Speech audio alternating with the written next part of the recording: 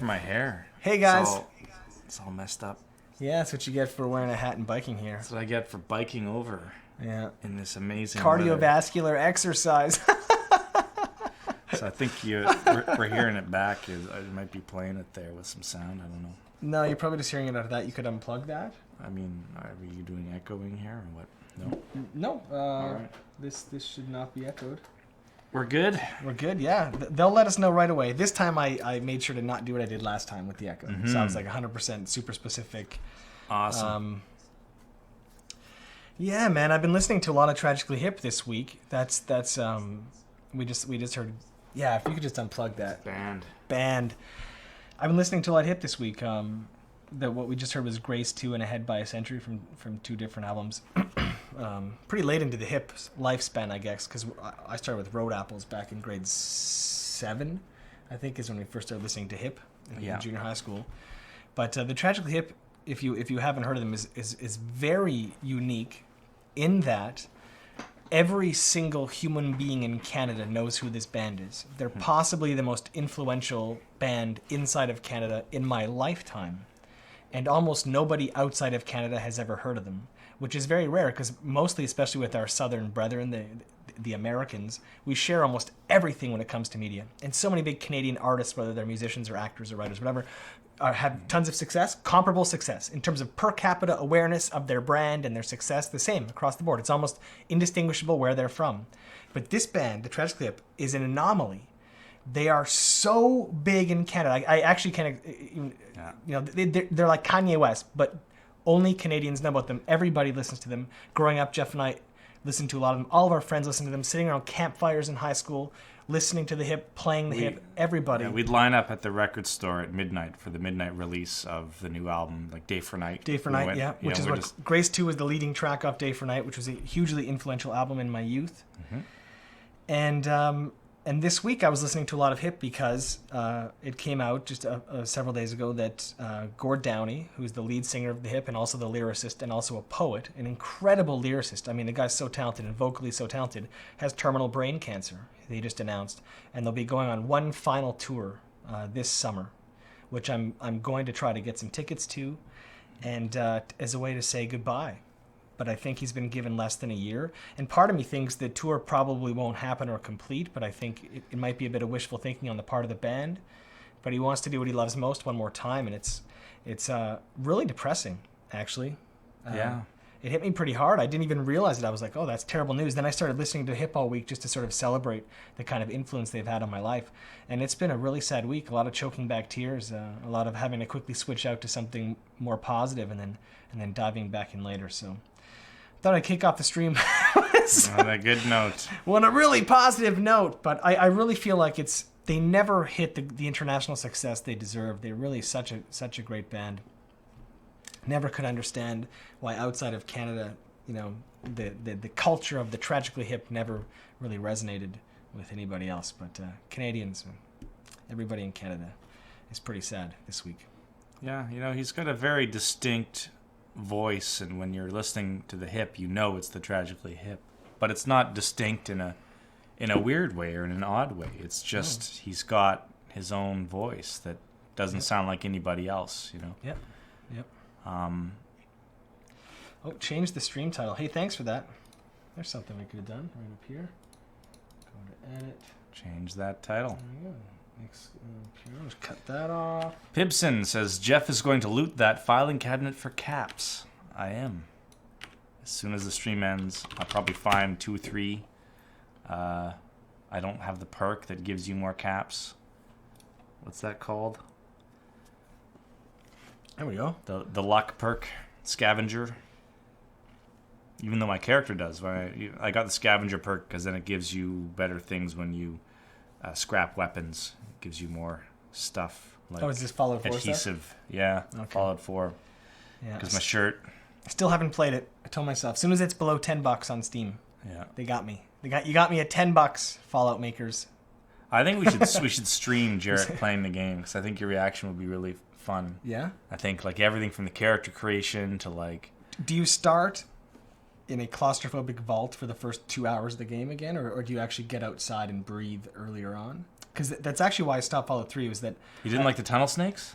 I didn't like the beginning, being trapped in this space. And I think just in general in real life, I don't like being trapped in small spaces. And I was I'm talking to everyone and I'm trying to advance it. And it was like one of those like single player things. I'm like, I'm talking to every character, trying to learn about their story and like what am I doing here in this trap? Like can't see the sky. And I didn't care long enough to get out of the fucking vault. 101. Yeah. Man, that was it. That was my Fallout 3 experience. I was like, should have taken me outside sooner. Well, you do get outside quicker in Fallout 4, and I actually like the fact that Fallout 3 was in the vault, and then when you finally do get out of the vault, it's like a big deal, and it's like all the music plays, and it's like, it's too bright, and it's, adjusts, kind of simulating your eyes adjusting to daylight, and then you realize you can go anywhere. You can just go north, south, you can go wherever, and it's just, there's the world, and I like the fact that when I came out of the vault, it was a big deal, and I felt like it was a big deal for me as a player. But yeah, Fallout 4 might be more appealing for Jared in that way. I think it'd be really fun. I think it'd be really fun to see what you pick. Like, are you going to go melee? Are you going to go, be a bruiser? Or are you going to be a wizard? I'm always a wizard. Uh-oh. I always play the wizard class in single-player games. Uh-oh, there's no spells. Is there a class that's more intelligent than the other classes, that has ranged abilities? Yes. Okay, yeah, I'll be that marksman. guy. Yeah, marksman. I'll be that guy. Like guns and stuff. But you can specify like rifles or automatic weapons or like heavy weapons. And you can which one's smarter? The smarter one.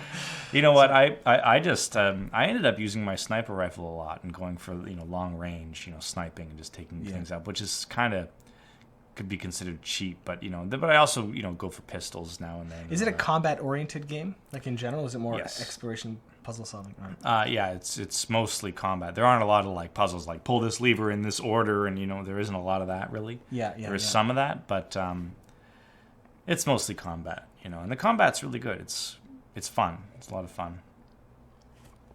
Yes, I will play it one day. I think $10 is my mark.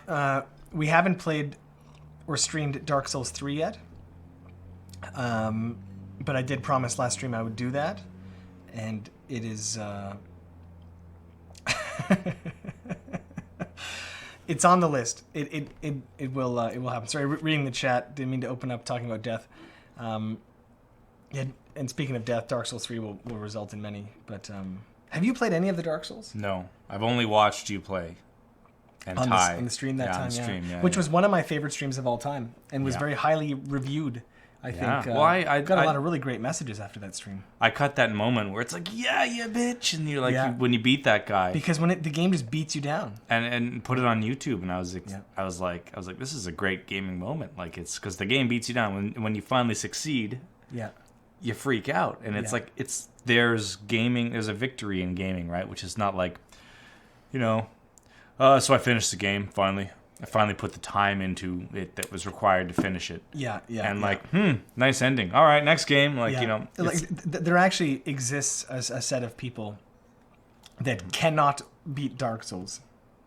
That they just give up. They just can't do it. They just don't have the skills. So that it's one of the few games made, I think, in 2016 or the 21st century was that actually has a minimum required amount of skill in order to win the game, which was standard, by the way, when we grew up. That was completely standard. Every single game was. In fact, they would be worried about not making enough content if you beat Super Mario Brothers in the first day because you played it for 6 hours. They would be like, oh, wow, we got to make it harder. Like, that's the way. They didn't extend the games with content, right? They made them hard so that you could play them for weeks and weeks and then not complete them, right? Like Zelda 2, The Adventure of Link or whatever is like, that's a hard ass game when you get to the final levels.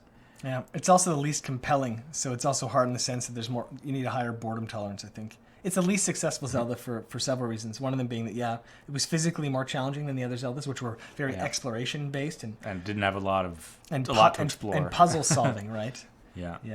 Ocarina of Time, man, which you still haven't played. Man, one day. But there's a new Zelda. I'm actually really excited for this E3. We're going to do some kind of E3 stream stuff with Twitch, I think, right?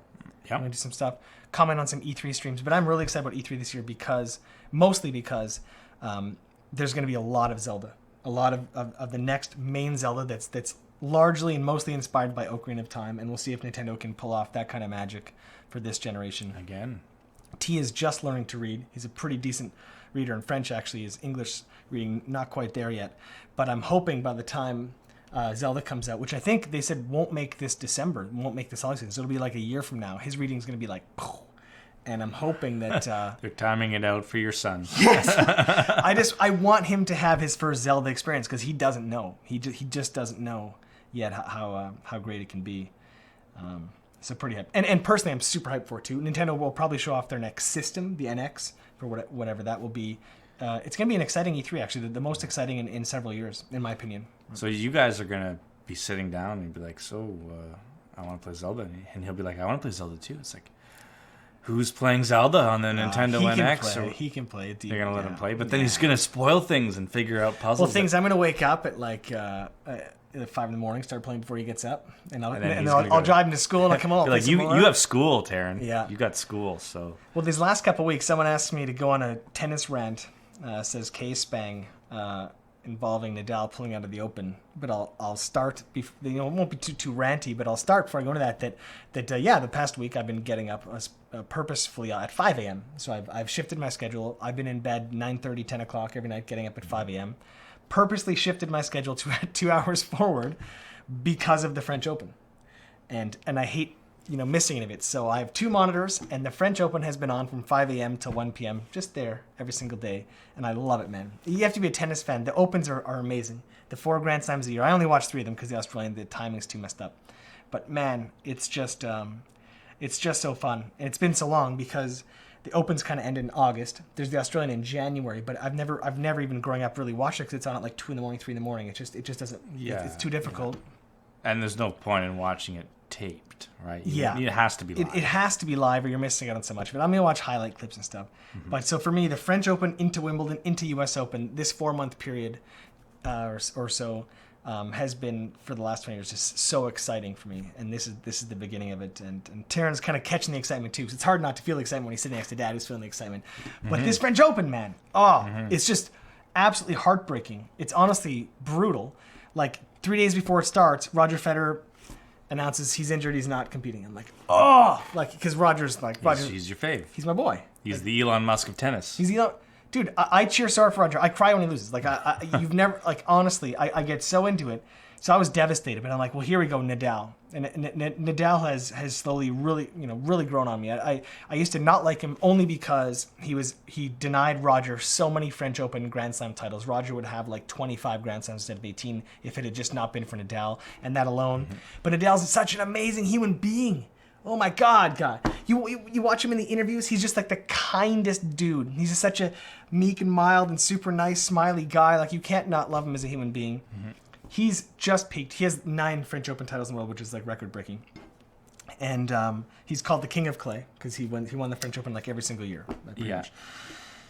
He goes 2 rounds in with a record start, losing only 9 games in 2 matches. Like, absolutely just dominate. Holds a press conference. I'm pulling out of the French Open. I'm injured.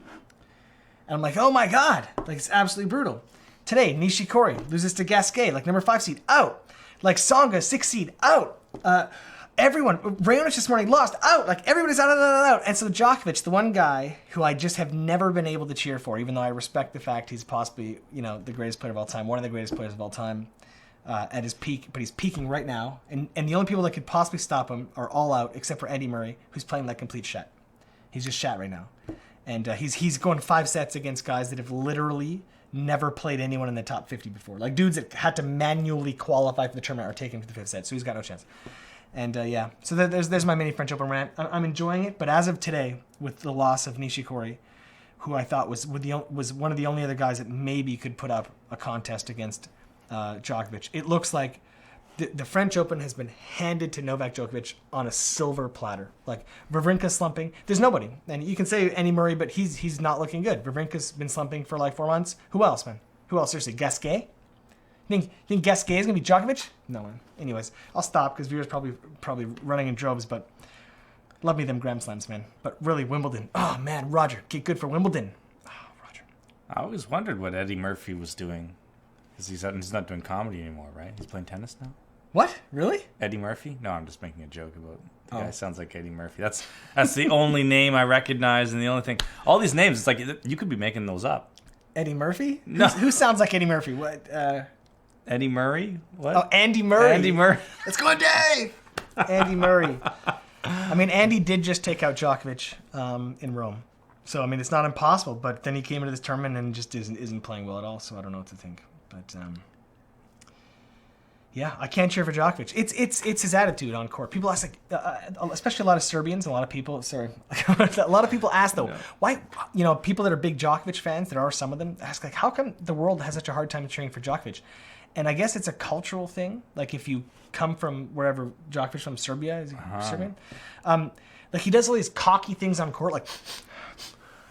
He's a cocky guy, huh? He looks around, does this, all the time, and I'm like, yeah, you're an asshole. Like, that's so not Canadian culture. You look like such a dickhead when you do that stuff that it's just impossible. It made it impossible for me to cheer for him. So all the great stuff he does off court, super charitable, super nice guy, helping this and that, and he seems actually like a really nice guy. He's such a dickhead on court, I'll never cheer for him. And that's my answer. Now, is that just the culture, though? Like, is that being a dick in his culture? No, that's what I mean. He's like the biggest athlete in Serbian history, I think. Like, dudes on billboards ever, they love him. But do Serbians think he's a dick when he shows off? And I'm assuming not. Yeah. I'm assuming that maybe Serbians are a bit more showboaty. Because like you look like an asshole as a North American gamer to Koreans when you're like, yes, I win, I'm the best. It's like yes. Well, it's like in Koreans, when you win and celebrating. Yeah, that's like a big dick move. It's, they look at Canadians. It's the culture, right? It's a cultural, relativism, which is like, someone's an asshole in another culture just because they're doing something that is not considered asshole in their own culture. But like, Quinoa Kale's a big Djokovic fan. People who don't like Djokovic can't think for themselves. Basically programmed by the media like sheep. I guess I'm programmed by the media. Whoa. Or I could have been watching him play since he's 19 years old and generally have cultural issues with his behavior on court. It's one of the two. But that's a hefty comment. Quinoa Kale. To the heart, man.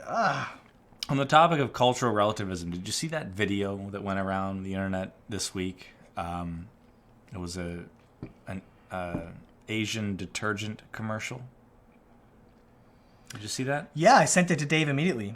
I saw that on Reddit really, really fast before it made the Facebook rounds. And a day or two later, it exploded. And then in media. Dude, I literally, the video ended. It was like, copy, paste, web dot, WhatsApp, Dave. Like, I instantly... Like, what did Dave say?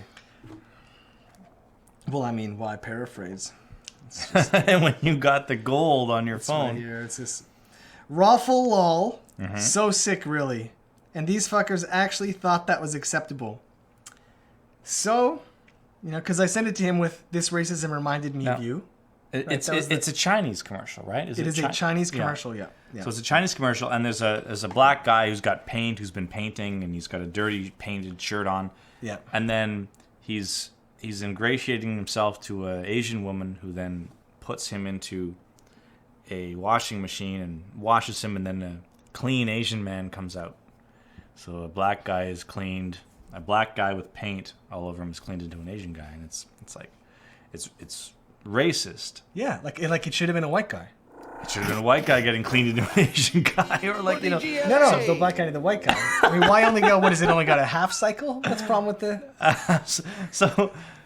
So the funny thing is the ad agency recently released an official statement. Did you hear about the official statement? No. So it was that a terrible person.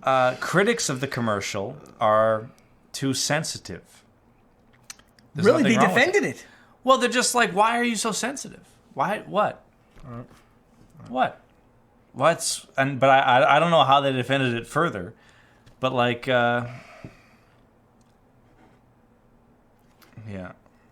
And anyway, there's something particular about, like, so the question is that cultural relativism? Is that, like, is it offensive in one culture or not? Or are you going to say that, over 1 billion people are all racist, right? I don't, it's like, is that, then that's racist, right? Like, so, yeah, it's a complicated issue, this issue of cultural relativism. It is, yeah. I mean, I think it's hard to deny that the shirt's racist, but is it? Sorry, that the commercial is racist. But at the same time, like, is it offensive? It is, like, should people be offended? Should they be picketing and taking the results? Yeah, It's just a bunch of dudes that tried to be funny that did fail. And it's like, I just let it go. But I mean, it's a cultural thing. I mean, just knowing Dave and his insight, and he used to tell us about Chinese culture. It's like, it's very different there. With regards to their perception of black people, it's not like it is in Canada. And he would tell me stories. I won't get into specifics, but I was just like, wow. Like, and that's not the first commercial. You've seen the commercial, the black guy climbing the pole to get the balloons down for the girl. That's a Thai commercial, yeah. Absolutely, man. This is just a part of their culture. But, hopefully, once we get, if it happens, and hopefully it happens, if we get past all of the race issues and there is no systemic racism in every society in the world, and there's world peace and all that, I think looking at it from that perspective, I think it might be like not racist. Like if we're past it all, right? If it's just like, well, you had to pick an actor. The actor happened to be black, and then it happened to turn into an Asian actor. It was the shirt that was the dirty part. Like, wait, you mean it cleaned his skin? No. It was just we had two actors, right? It's possible you'll show this to my grandchildren, and they'll be like, what? Why did this cause a controversy? It's like, no, that was the best actor we could find for the dirty shirt guy. And then the best actor for the clean guy came out of the, and they happened to be that race. But we didn't discriminate. We didn't discriminate. You didn't say, oh, we can't cast that black guy because it's going to be racist. That would be, maybe 100 years in the future. Maybe. If we all start having cultural homogeneity going on. Thank Myron for the sub, by the way. Awesome, man. Thanks, Myron. Thank you, man. You bum. And thanks, Jared, for this shirt. I don't know if you guys know, but Jared did some shopping for shirts. Yeah, I did. I got Jeff that shirt because I knew he liked Fallout 4. Yeah, he's like, hey, I think the 111 is something to do with Fallout 4. And I was like, oh, it's an awesome shirt, man. Yep. Less than greater than This is my first Raphael head so far. I'm sure it's left someone asked, but Raphael brains, so tasty. yeah. There was other Skittles Leap, man, just resubscribed for 10 months. It's a lot of micro practicing, dude. See that? See, it's great having this up. It's good stuff. It's awesome. Thanks, man. Thanks, Skittles. Cheers. Play more Overwatch, says Myron. Have you played Overwatch? Gonna play Overwatch? Well, I think now I have to buy it. Yes, now you have to pay $80 Canadian to play a multiplayer only game. Yeah. A multiplayer only FPS game, no less. Yeah. Yeah. So not happening ever. Never gonna happen. We had the beta and we're very grateful to have had a chance to participate. Absolutely, yeah. But I had the beta for over a month, and I think I played it maybe. I think the most I played it was the longest session was on that stream when I just owned everyone up with my turrets. Yeah, and Jeff's like, it's too easy. I'm done. I'm out. Right. Jeff dropped that mic, man. He dropped his mouse, walked away with his 26 kill streak, Toborn or whatever. Yeah. But yeah, all jokes aside, I didn't really play it that much when I had the beta. Did you play it? You didn't play it a lot. Anyway, we talked about this last stream. No, I think in total I put in 3 hours of total play. Which is too bad. But like I said, and I mean, yeah, I don't want to go on too long, but yeah, I was just so disappointed when they announced that they weren't using a free-to-play model or even a Counter-Strike Go style model of $10, $15, 5 on sale. And it's totally reflected. And launched, and it took out all that first day in Twitch viewers. Everyone's like, Overwatch kicking ass here. Let's just check up here. So Jared's opening up Twitch page. He's going to look at the relative viewers and streamers. It is tied with Dota 2 and still way behind League. And when I looked yesterday, it's actually doing much better now. Maybe there's an event going on. Because when I looked yesterday, it was actually in 6th place. It was behind everything. Hearthstone, Counter-Strike, What's Dota. Secret Hitler, man? I haven't heard of that. Let me guess. Lyric's playing it. Hold on. Let me just take a look. 32,000, a game I've never heard of. Usually Lyric. There we go. Lyric playing. Wow. There's 2 people playing it. Oh, Lyric's the biggest streamer, man. He's the What is Secret Hitler? Oh, interesting. I don't know. It's a card game? He does that, man. Barbie's Dream Horse Adventures was I logged in. It was like number 3 game. I'm like, oh, Lyric's playing Barbie Dream Horse Adventures, and that's Was it really literally Barbie's? It was Barbie blah blah blah. It wasn't Dream Horse Adventures, the one you wow. guys got me, or Pony Adventures that Paula got me. That was one of my gifts on the TV show. They got me some Barbie game. But yeah, no, it's Overwatch is $40 USD. Yeah, I guess that there's a it's quickly, because I don't want to do any research. What's the difference between the $40 version and the $60 version? If you look at US, because those become $55 and $80 for Canadians. One's like Origins Edition, and one's like some. I don't want some skimped down shit, right? But I don't know what the difference is. All I know is the relative placement on Twitch is only going to slide down, because you can't just tell your buddy to give the game a try. There's a reason League of Legends and Dota and Counter-Strike, all that are effectively free to play. Like Counter-Strike's a $10 service. Like that's effectively free, right? Zero barrier to entry or tiny barrier to entry, and but. I think that was mine. Anyway, Mr. Evan Oberman providing us with the intel. The difference is just cosmetic skins. great. So, Great. well, Revlobot is on. What? Revlobot should be on, guys. What? What happened to Revlobot? Did he die? No. you can kill it. Actually, the button says kill Revlobot. That's funny. Hey, Forced Wits cashed in a Who's Your Daddy. Oh, yeah? Yeah, he did. He did 7 days ago. It was Say My Name on stream. He cashed it in. Forced Wits. We missed Mr. that. Forced Wits? Yeah, Mr. Forced Wits. Wow, I guess, we didn't say his name until now. Yeah. He's here, though, isn't he? I'm pretty sure he's here. Well, we'll see. If he's not, we'll come back around. But, But isn't that really interesting, though? They had a higher priced version with cosmetic differences, and then they had an entry level version at $40 with the basic game. And what a genius idea to have people that want the cosmetic differences pay more for it, and then have a lower entry level price of going to free. Yeah. And then have the cost. Oh, what an idea! Wow, Blizzard is wow, they're geniuses. Yeah. I'll never understand, man. I feel sorry for some people that worked on it, because I actually think it's probably a really great game. I mean, it was a pretty good game when I played it, and that was a long time ago in the beta. I imagine it's only gotten a lot better, and it just seems a shame that when you know that it can't possibly reach its maximum potential because they monetized it like it's 1996, right? But what are you gonna do? What do you do, man? All right. Next topic. We've got lots of topics, right? Mm-hmm. See, it's on. Bot's on. Did you hear about the H3 Productions getting sued? Wait, we did thank Force Wits last stream? We did. We spanked his name? One too many Raphael heads, maybe. Really? Yeah. Honestly, I know I sound salty, because I am. I've been salty for like 4 months or 5 months since they announced that it won't be free play. We talked about it on stream. Again, I just gotta stop talking this way.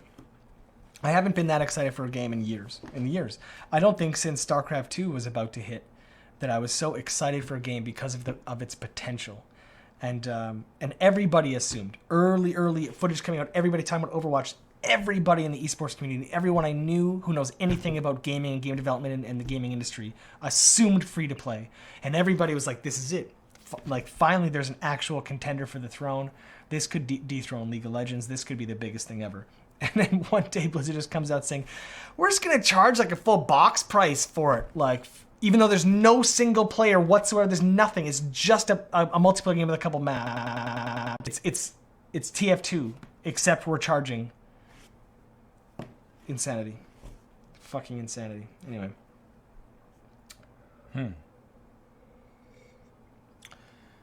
So, did you hear about H3 Productions getting sued?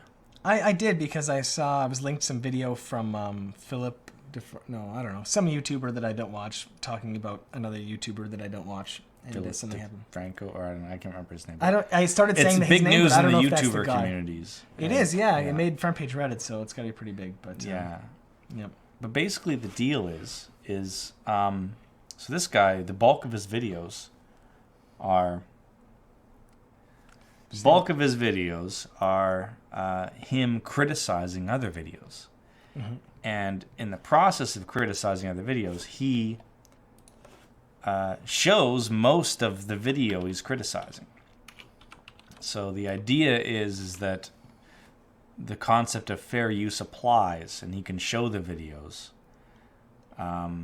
because he's criticizing it, which is okay. It's legally all right if you show it for the purposes of critique. You don't have to get permission from the original copyright holder of the video.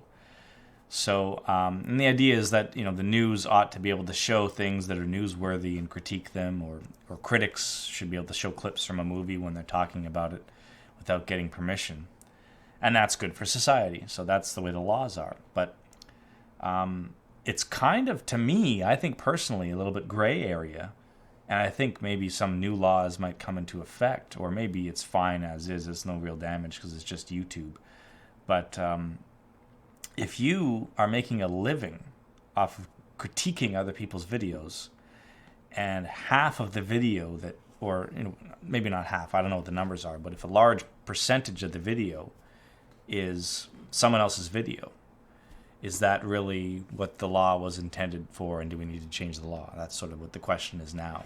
And so there are lawyers that are defending him. He was getting sued by somebody who he, allegedly stole the video and put it up with his own color commentary, right? So it's where do you draw the line between real journalistic critique and just color commentary, and then you're making money off of that guy's video, because most of the people aren't watching the original video, they're watching your video with the color commentary. And you're making a living doing that, and you're getting 3 million views every color commentary video. So he does have skits around the videos, and he does his own content, and he does other things, and but the one he's being sued here, so here we go. Here's some data. When he's being sued, it's 2 minutes, so 13 minutes was the original. So it's not half. My apologies. But yeah, if you make a new song and you have clips of other songs in them, you have to license them because someone made that art.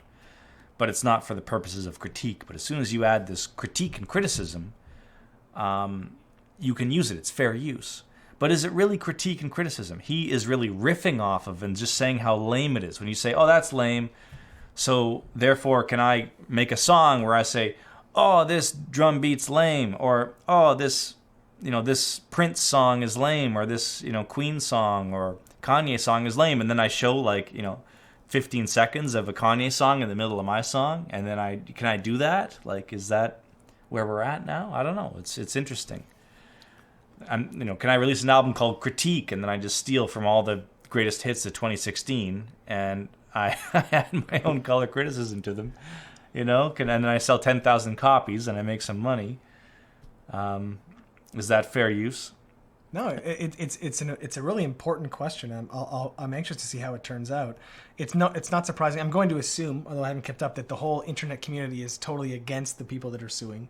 Yeah, I'm sure they think the critique is, because that's just the culture of the internet, is free. Mm-hmm. And I think that until you've tried to make a living as a content creator, you probably don't realize how much it sucks having someone take your work and make a living off of it without giving any to you, right? Yeah. I think if he was, fair, at least the videos that he was appropriating for his own color commentary, he would kick back some of the money to, right? I'm assuming he doesn't do that. Say, hey, I'm going to use this. I know that legally maybe I don't have to, but if I'm making millions and you're making $1,000, maybe I'll give you some money because I know that your video you made is actually going to make me a lot more money than it ever made you. It would really bother you. And I feel specifically I can relate to that kind of thing when people rip the FPS Doug video out of episode 5 of Pwnage. Mm-hmm. The single most watched clip in the history of Pwnage is a subset of episode 5. And it's the FPS Doug clip that someone took with no credit to Pwnage, put it on put file where it had 80 million views, 80,000,000. It then got stolen, put on YouTube on 100 different channels. Last we sort of added up, it had been seen over 300 million times. For its age, which is why a lot of you even know Pwnage in that way, I guess is good. But for its age, it was one of the most viewed videos on the internet of all time. I know that's been surpassed now; it's been a decade, but we never saw a penny for any of that. We never even got credit or recognition for any of it, and it really sucked. It actually, kept us up at night and caused us a lot of anxiety and really bummed us out in general. I would have at least just liked credit or something, or but there's a hint of that if I look at a YouTube channel and he makes an amazing living taking other people's work and providing color commentary to it, because it is so much easier to provide commentary or criticism on other people's to make work something original, than to fucking generate something original. That's what takes a brain, and that's actually what takes a unique talent. Providing criticism and commentary is very easy. Very, very easy. Now, it's also a gray area because he does his original stuff, or his team. They make original stuff as well. And in fact... Yeah, I'm not saying the guy's untalented. I've actually never seen anything he's ever made. I don't know. I'm talking in general terms. Because the only thing I know about this is what you just said. But if there's a guy, Guy X that has a YouTube channel and all he does is take other people's videos and then talk over them for a brief second and makes an insane living better than the guys that made the original videos. Yeah, man, I feel pretty bad for the guys that made the original content, right? And So what happened was when he got sued, somebody started a GoFundMe campaign to pay for their legal fees, and they hired a lawyer, and so they're spending the money on that. And they're putting the money in escrow. They have $150,000 in legal fees right now, and they've hired a law firm to defend them, to defend fair use in general, starting with them. They're the first clients of this fund. So if any YouTuber has fair use issues, they can go to these lawyers and tap into the fund. This is the GoFundMe, yeah. So it's $150,000 right now, and people like Notch have donated, like a lot of big YouTubers and internet people have started to give money into this. But at the same time, like my personal feeling is that it is still gray area. Like it is like, I watched what he did to those videos, and I'm like, that's, you're kind of not critiquing it in a journalistic sense. You're kind of making content, incorporating that content without paying the original content creator. Which doesn't fly in almost any other, like it isn't journalistic intent. Like that's the crux of it all, right? Because you can't just make a song and take a sample from someone else's track. I can't go sample Arcade Fire and make my Hip Hop Arcade Fire and say, well, it's my new thing. I just use theirs to create. No. I mean, like in every other, at least that I'm aware of, like you have to license that work, which basically means kick back money to the people that created the original content. So now, another layer on top of this is that he generally tears down the content that he's appropriating with fair use. So he generally says how stupid and lame it is and is negative about it and makes the content creators look bad. Oh, that's fantastic, yeah. So imagine someone stealing the FPS Doug video and using it legally and then talking about how shit it is and then making more money than you made off of your original video. So, I guess I'm arguing myself out of this gray area. I don't know. It really depends on the particular video. But it's a really interesting issue because...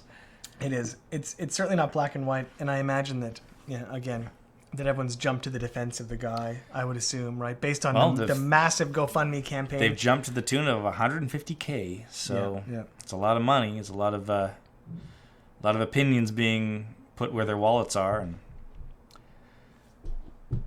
what does the chat think here? What are they saying? They're saying... they're going to take our content and make huge dollars. They say they do link the source video, but then someone else says, who wants to go watch the source video of something you just shat all over? If they're making fun of it, they're going to stay on your video, on your channel, which I think is... isn't he... he's like Leafy. Leafy's a huge dickhead too, right? Aren't they literally monetizing dickheadedness? Is he the same way? Because I've heard of Leafy being a massive dickhead in terms of like turning his many followers onto people and to try to convince them to kill themselves. Like that is to the extent of his like real life trolling dickheadedness. Now he did say in his video, and I assume it's true, that the $150,000 is going to an escrow account administered by the lawyers. So I don't think he's like making off with a bunch of bucks. But he's seems very principled in that way, right? He's believing that what he's doing, and is this Philip DeFranco or is this He, whatever his name is. I don't know the guy's name or the girl's name that are in that video. But they got 1.4 million subs. They're pretty big YouTubers. They're like it's their full-time gig and they take it really seriously. But So the thought occurred to me too. Like, why don't we react to his React videos and like take big chunks of his video and put it in our YouTube channel and like try to make money off of that? I don't think it would fly, but like, you know,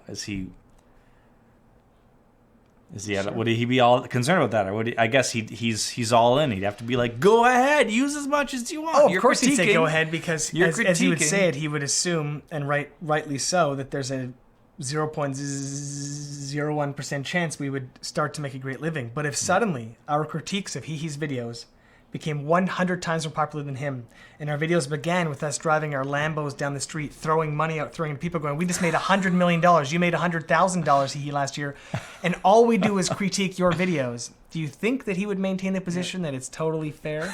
I think he might have a change of tune when he sees that we are making more off of his content, doing very little work on top of the content that he put a lot of work into. Not that it sounds like he puts a lot of work into his, but... I like Jarrett's vision of us being rich. We drive Lambos and we throw money out the window. It's maximum douchebagness. A Lambo's a douchebag vehicle. That's known. It is known. Yeah. It is known. I have a couple of ultra-rich friends that are in that community of cars. They've had Ferraris, but they never have Lambos. And I asked them, like, why don't you have a Lambo? Jay, nameless. Yeah. He's like, oh, dude. Like, you don't drive a Lambo if you're actually rich. Like, that's the new rich, the faux rich, right? That's... That's not... Yeah, you can have a Ferrari, that's okay, whatever. Culturally but appropriate. It's not, not culturally. Like, everybody knows what it is. So I was like, oh, okay. So I've always kept that in my head. I'm like, okay, so if that's bad for the brand, eh? It's interesting. But look at... It's like chavs wearing Burberry hats. Yeah, but then I started to look at Lamborghinis, and you look at all the hard edges and how large they are and big and wide. Like, they have this kind of presence, and it's a very douchebaggy presence. The fact that they always had the falcon wing doors, right? And it's just always very douchebaggy. So, not falcon wing, that's the what do they call it? Just the before... Gull wing. Gull wing, yeah, before they were actually awesome. But, to be fair, Jeff and Jared are working off little background info. I am. Oh, yeah, no, I have no idea what I'm talking about. I'm talking about just in general, if there exists someone that does nothing but provide commentary on someone else's... Yeah, please, we want to involve you guys in the discussion, you know, and I admit I haven't watched a lot of his stuff, but I thought it was really interesting when I watched a few videos and saw the kind of things that he did, and especially the video that he's being sued for. I thought it was a really interesting sort of gray area situation. You can hold this? I gotta pee. I can hold it. You want me to hold your what? I'll pee myself. Oh, we gotta talk about Game of Thrones when Jared gets back. Oh no, wait till I get back. I gotta wait for Jared to get back. Yeah, man. Yeah. H3, do. Is it Hee? Should I be calling him Hee? Whatever the channel is. They do original content, and, yeah, they do that. I acknowledge that. When are we making a new movie? Not anytime soon. We're still kind of making this movie because I got to make the DVDs and Blu-rays and send them out to all y'alls that participated in our Indiegogo campaign. I am the Pwnage, bitches. It's H3H3. Okay. That's good. Bitches. Ethan Klein and Gila Klein. They're both amazing people. Content, I think the entire point of this thing is that the original videos he's sourcing are getting more views now than ever. They ever would have. No one is watching the source video instead of the original. They're not lowering the view count in any way to the source. I don't understand. I think what you're saying is that he's not taking views away from the source videos. He's only adding views. So even if he adds 100 views only and he gets 100,000 views, it's still a good thing that he did do a parody. Well, that's kind of not the point, you know. You can't. Well, you can do this, but like imagine you made an album or you wrote a song, and then you sold 100 albums, and you're like, wow, I sold them mostly to my friends and family. I'm a musician now, woohoo. And then Kanye West steals samples and songs and your voice from your album without asking you, without telling you, and then sells 3 million albums. And as a result, you sell 200 more albums of your original albums because Kanye used your stuff. Would you be like, thanks, Kanye, I sold 200 more I wouldn't have used? Oh, well, you're going to be like driving around in your Lambo because of partially using my art that I created in my personal voice. Would you be happy about that? I don't think that flies. I don't think the point that he's only adding views and not detracting flies. I don't buy it. I don't think that should be legal.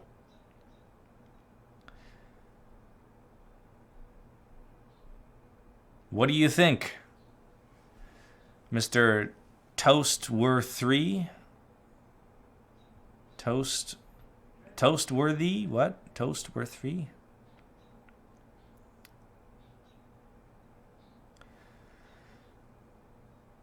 You sampled me on the album. Well, depends on how many you sold. You might owe me some royalties.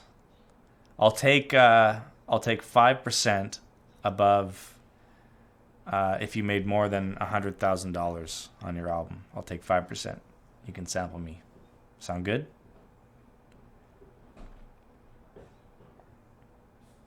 Toast 2-3. Oh, nice. Okay. Kanye sampling Oatmeal to Go. Oh, man. I hope he does so I can sue. I can get that fat Kanye money.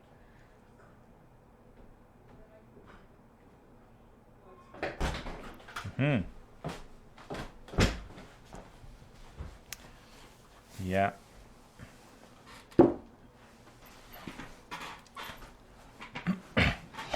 We missed Hexploitation's donation. What amount do you think it was? $133.70. Man, Hex. Support original content, KK. That's right. This is original. We got original ideas. That happened when I was not here. That was 3 minutes ago. I just went to take a pee. Jarrett is timed. On the balls when it comes to donations. So did we talk about Game of Thrones? No. Okay. Jeff and I even considered, maybe are still considering, doing a Game of Thrones. You have to after show. Yeah. Yep. Okay. We were even thinking about doing a Game of Thrones after show. I know some people do after show stuff, but we are so into it that we will talk more about the episode for longer than the episode was. And we thought, that's a bit of a shame that we just sat here and talked for an hour and 45 minutes about that episode when we could have just streamed it. Maybe other people would have liked to have partaken in the discussion. So just in general, like, do you think, like, would you guys tune in for that, like late Monday night or maybe just the next day, like 24 hours later? Because we are on the East Coast, so when it finishes airing here, it's 10 p.m. It hasn't even aired yet everywhere else in the world. We're kind of the first. What's that? Tetsumi, thanks, man. 1337, thanks, dude.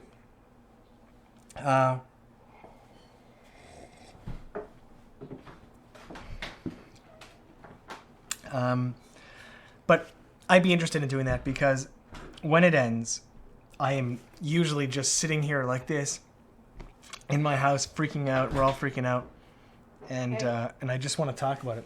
Oh, sweet. I'm not going in there. You can go get it.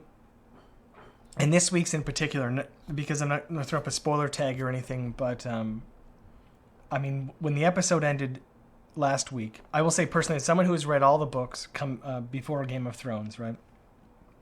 Well, I watched the first season on television, absolutely, completely fell in love, right? When Ned Stark's head rolls off, I'm like, this is the best show I've ever seen in my life.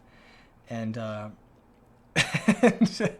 and I went immediately and bought all 5 books, read all 5 books, and that's it. So from season 2 right through now to season 6, or up until the end of season 5, I've always had a very good idea of what's about to happen. They've gone off the books here and there, right? And there's definitely some TV show differences, but for the most part, it has curbed a lot of what would have otherwise been mind-blowing shit, right? When the Red Wedding happens, I wasn't like, oh my god, I can't believe that just happened. Like, what the Red Wedding episode was this for me. I was just looking at Stacy. I was watching with a couple other people too, and during the whole scene, I was just watching the people in the room, waiting for them, because I knew it was going to happen. It wasn't shocking to me. What was most fun about that to me was what was getting the reaction from everyone else in the room.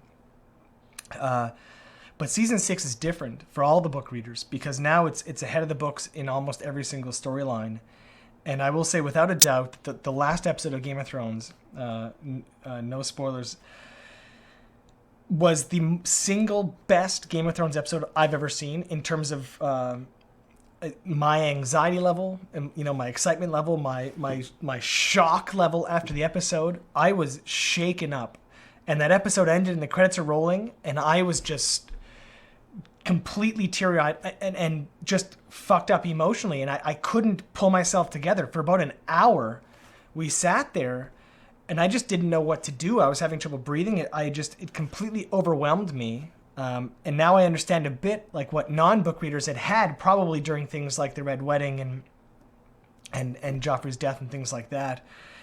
And it was emotionally overwhelming. It was absolutely amazing. I think it was put together so well. The scene was put together so well. Everything from the music to just the camera work, the acting, absolutely amazing. Even the kid playing Hodor, like, oh my God, man. On every nailed it, and it completely blew my mind. And so we sat there for about an hour. We tried to kind of talk about it, but everyone in the room was really emotionally shaken up. And then I just hit play, and everyone else went to bed crying, and I had to watch it again. I had to sit back and watch it again, and I thought, damn, it would have been great to try to get on camera and talk about it at that moment, but I think I probably would have started crying. It was one of the, sometimes when you're on the verge of tears, you just can't say anything, because even as soon as you start talking, you're just going to burst out into tears. That's what it was like. It was like nobody really said a word in my house for like 10 minutes. Everybody was silent. Just watching the credits, silent. It was, oh my God, man. Absolutely overwhelming. If you don't watch this series, well, I feel really bad for you, because you've already missed out on something that's amazing, because there's something extra to becoming a part of a mob. If you've ever been a fan of a sports team and they're going deep in the playoffs and you're in a seat and everyone's into it, and you can get caught up in that, and there's an added excitement. But beyond that, it's the show's so big, it's impossible to have avoided spoilers, right? There's no way you're going to start the show today and not know anything about it, right? And that's a real shame. I don't think a show like this is going to come around again, probably in my lifetime, but certainly not anytime soon, right? This is now, there's like The Wire and Game of Thrones, right? I never thought I'd put a show on as high a pedestal as The Wire, but man, it's and they're very different shows, right? Very different shows. One's hyper reality and one's fantasy. It's so different. But my God, man, in terms of how it really fucks with you as a viewer and moves you emotionally, and the depth of the characters and the universe itself. Oh my God, it's As long as they don't go back to Dorne, it's amazing. It's absolutely amazing. I couldn't, even though a lot of it's spoiled, couldn't recommend it enough. Get caught up right now. Just chain it all week. Get caught up right now so you can join in the second half of the season. We're only halfway through season 6. There's going to be at least 2 more seasons, I think. Don't miss this opportunity, man. Oh my God, don't miss this opportunity. Wow. Game of Thrones airs at 9 p.m. Eastern in the Eastern time zone, 9 p.m. in the Central time zone, 9 p.m. on the Pacific and the Mountain time zones. So people on the Pacific, on the West Coast, California, and correct me if I'm wrong, but they see it at 12 a.m. Eastern time. Eastern is the first to see it, I think. I think maybe in the world. So if Jeff were to actually come over here and watch it with me, and we jumped on it right afterwards, we'd actually be talking about it before a lot of you had the chance to see it, unless you either live in Eastern time zone or are really good at stealing it really quickly. Which is why we're thinking maybe just the next day, maybe just have like 24 hours later kind of thing, right? But you would have to binge hard to catch up 55 hours in 1 week, but you can do it, man. If you're a Pwnage fan, man, you have to channel that Jeremy. It's easier to passively absorb something than actively play something, right? It's 55 hours, you can do it, man. Just call in sick to work. It'd be worth it. HBO Go gets the episode when EST airs. Yep. That's yep. There is actually an HBO Go equivalent now in Canada. The Movie Network and Bell combined and bought the rights, so I am actually able to watch it right online. Boom, right at 9, which is really great. Instead of having to sit around and wait for a torrent to go up or anything like that, right? Because sadly in Canada you can't actually subscribe to to HBO Now. It doesn't exist. In fact, up until this year, season 6, the only way to watch HBO in Canada was to spend over $120 a month. And I love the show, but I don't love the show $120 a month worth. You know what I'm saying? Yeah, let's be reasonable. Let's be reasonable.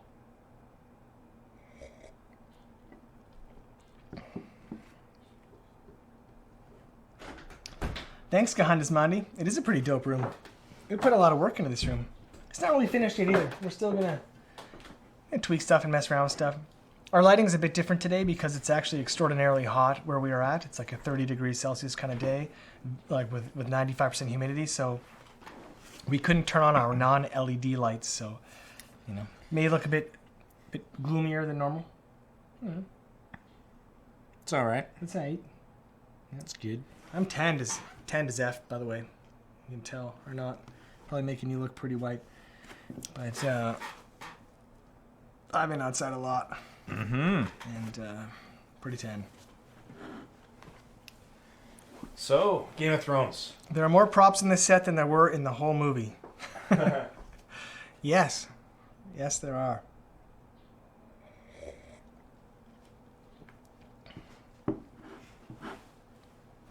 Yeah, sad that they can't sell the service to us because we're on the wrong side of an imaginary line. Yeah, it does seem so ridiculous, right? On a macro scale, when you just pull back and look at planet Earth, you're an alien coming down, it seems so insane. But at the same time, the imaginary line was drawn, and then HBO sold specific regional rights to different entities, and legally their hands are tied. Right? Yeah. Bell Canada spent billions of dollars to earn exclusive rights to HBO's show, and that's it. Anyone behind these lines has to VPN or Tor or whatever you got to do to, you know, I'm too old to know about that stuff, but the Slime, love the new set. Thanks, man. Mr. the Slime, cheers. Nice. I was just looking at your face. We were looking at your face in the behind-the-scenes footage of the movie, which will be on the Blu-ray and DVDs. Yes. Yep. You're in there. You got lines. You got lines in the behind-the-scenes. Lines in the behind-the-scenes. You're saying something. And, donation sounds. Yeah. It's a lot of new donation sounds. Those will keep growing too. Mm-hmm. Jeff generated, I think, 7 new ones, right? Mm-hmm. And they're all.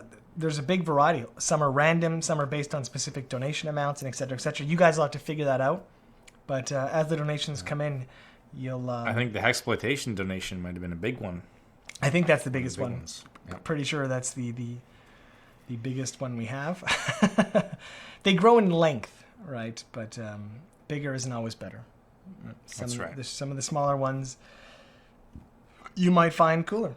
You might find it cooler. Yeah, the sound and the motion of the waves of the sound file might please you more. Awesome. Yeah. I always watch Silicon Valley after Game of Thrones. Interesting. I've never seen it. Is it also on HBO? Is that an HBO show, Silicon Valley? I don't know. I hear it's good though. I've seen I think one episode and some clips online, but I just started watching Treme. Oh, Treme. Yeah. Have you seen it all? I've seen it all. Yeah. Oh, okay. Well, I'm only like 1.5 episodes. You're watching because of loyalty to David Simon. Yeah. 100%. Yeah. He's the creator and writer of The Wire. Yeah. Which I love, but Treme is very, very character driven. It's character, and it's like. That's great, though. But it really, assuming they're compelling characters. My favorite part of what that show does is it really encompasses New Orleans culture, and it makes you understand why people are never going to leave the hurricane zone, and people didn't want to leave when it was happening. Like it's like there's no place like it on earth. Is at least what I understand, knowing about it from what I read in media, because I've never been there in Treme. But like, wow, what a cultural phenomenon it is, and very New Orleans. Yeah. Yeah, seems interesting. Arcade Fire spends a lot of the time there. Like they sort of live there. Really? Yeah, I mean they're sort of from Montreal, I guess, so to speak. But it's a very bohemian place for them. They seem like they'd fit in there. That's their home base, apparently, is New Orleans. I was shocked to learn that. It's not Montreal. Anyway, maybe I'm wrong, but that's what I had read. But that's cool. Wait. Character-driven comedy made by Mike Judge? What? Mr. Robot? No. Is he talking about Silicon Valley?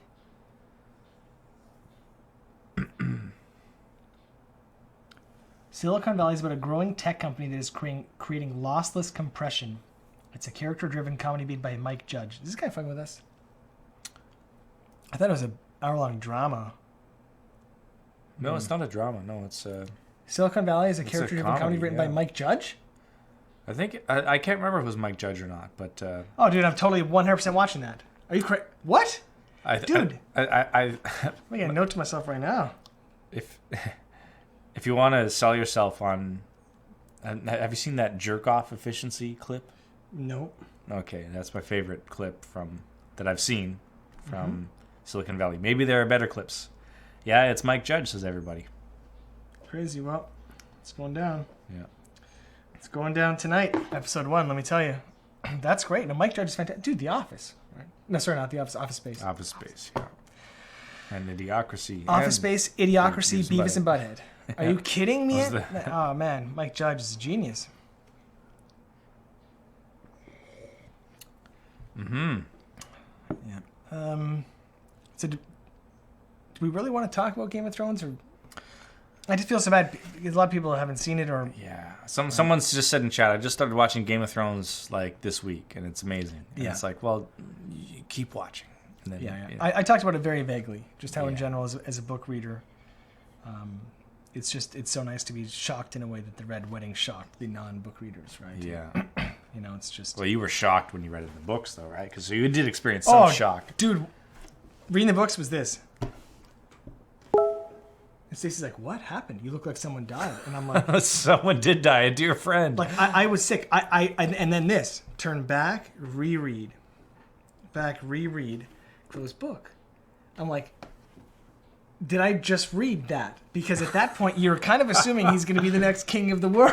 My eyes deceived me with these words on the page. Unbelievable. Unbelievable shock when you read that. Yeah, it's...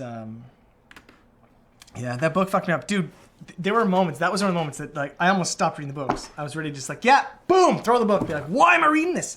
And it does, like, I've never read a book where I'm mad at the author, but George R. R. Martin does that to you. Like, sometimes legitimately where, he just fucks up with the characters in the story and you're like, wow, why am I reading this? So you're just bumming me out, man. Like, I invested so much time and all I'm receiving in return is depression. Mm-hmm. Why? And then the other times, more legitimately, I think in my case, it's like, do you need to describe every meal for pages on pages? Like, you can't read Game of Thrones hungry, man. Let me tell you, it's those books.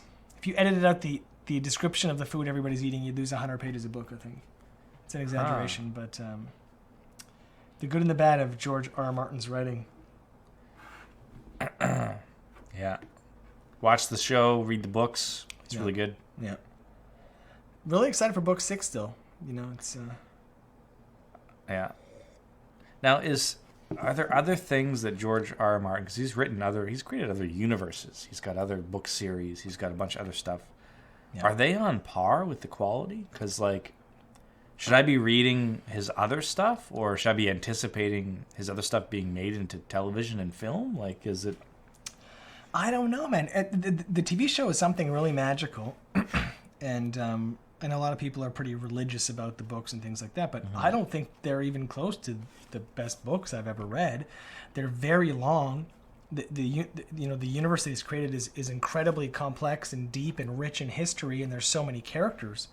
But I think part of the magic is that HBO took this almost overly large world and condensed it and made what ended up being one of the greatest television series ever. Yeah. But you'll read the books, a lot of it's kind of boring. Like Feast of Crows, man, I had to force myself through chapter after chapter. A lot of it was just fucking boring. He'll do things like introduce a character, point of view character. They'll have 5 chapters on him. He gets nothing accomplished. He's so boring. You don't even know who he is, so you don't care. And you're reading it, you're like, why do I care? And then he dies.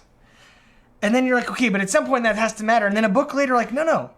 It just never matters. It just never matters. And I'm like, well, why did he exist? And then the TV show, do you think that character exists? No. Exist, They just never brought in the TV show because the TV show writers are have a lot more experience, I think. So in a lot of regards, he's kind of a newbie writer in some ways, man. Like he really needed a more hard-ass editor that said, George, why the fuck?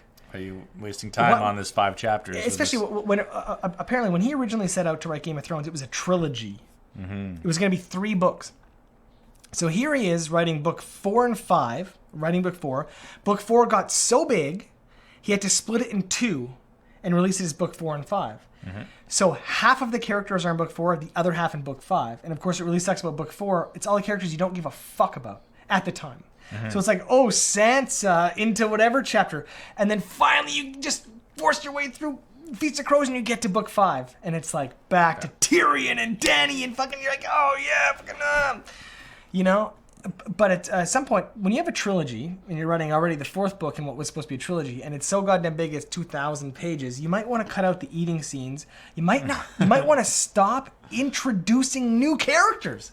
Yeah. Like Well, he's got to have people to kill, right? Because if you stop introducing new characters, you kill your old characters, you run out of characters, right? Yeah. I guess. Yeah, but seriously, if you're going to introduce a character at the beginning of the book, kill him at the end, and he literally did not impact the world. His existence didn't matter, which is the case. There's one particular character in the books, and maybe it will turn out after book 6 and 7 that whatever he did matter.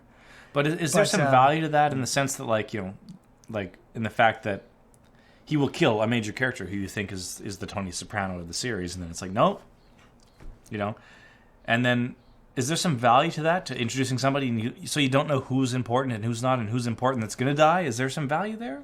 Or do you feel just that your time is wasted? Yeah, particularly in the last book, I felt that's wasted time. Because you don't care that he died. It just doesn't matter. He dies, you're like, yeah, good. I'm like tired of reading about him because he doesn't matter. And it's a general storytelling, like, principle of you don't just waste someone's time. You don't keep talking about something that is not going to matter at all to the story. Or maybe he's so avant-garde, he's breaking that principle. I don't know.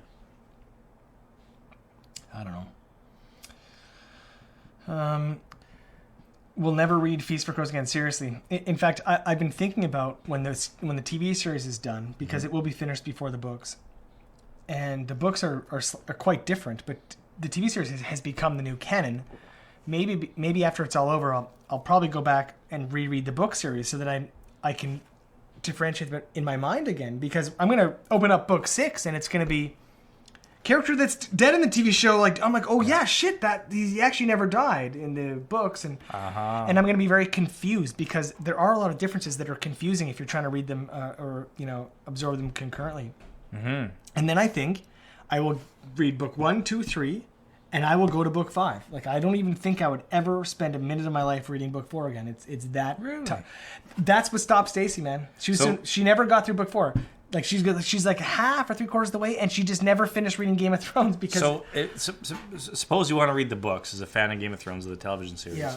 Would you recommend a certain set of episodes that one read in lieu of book 4? Oh God, I don't know.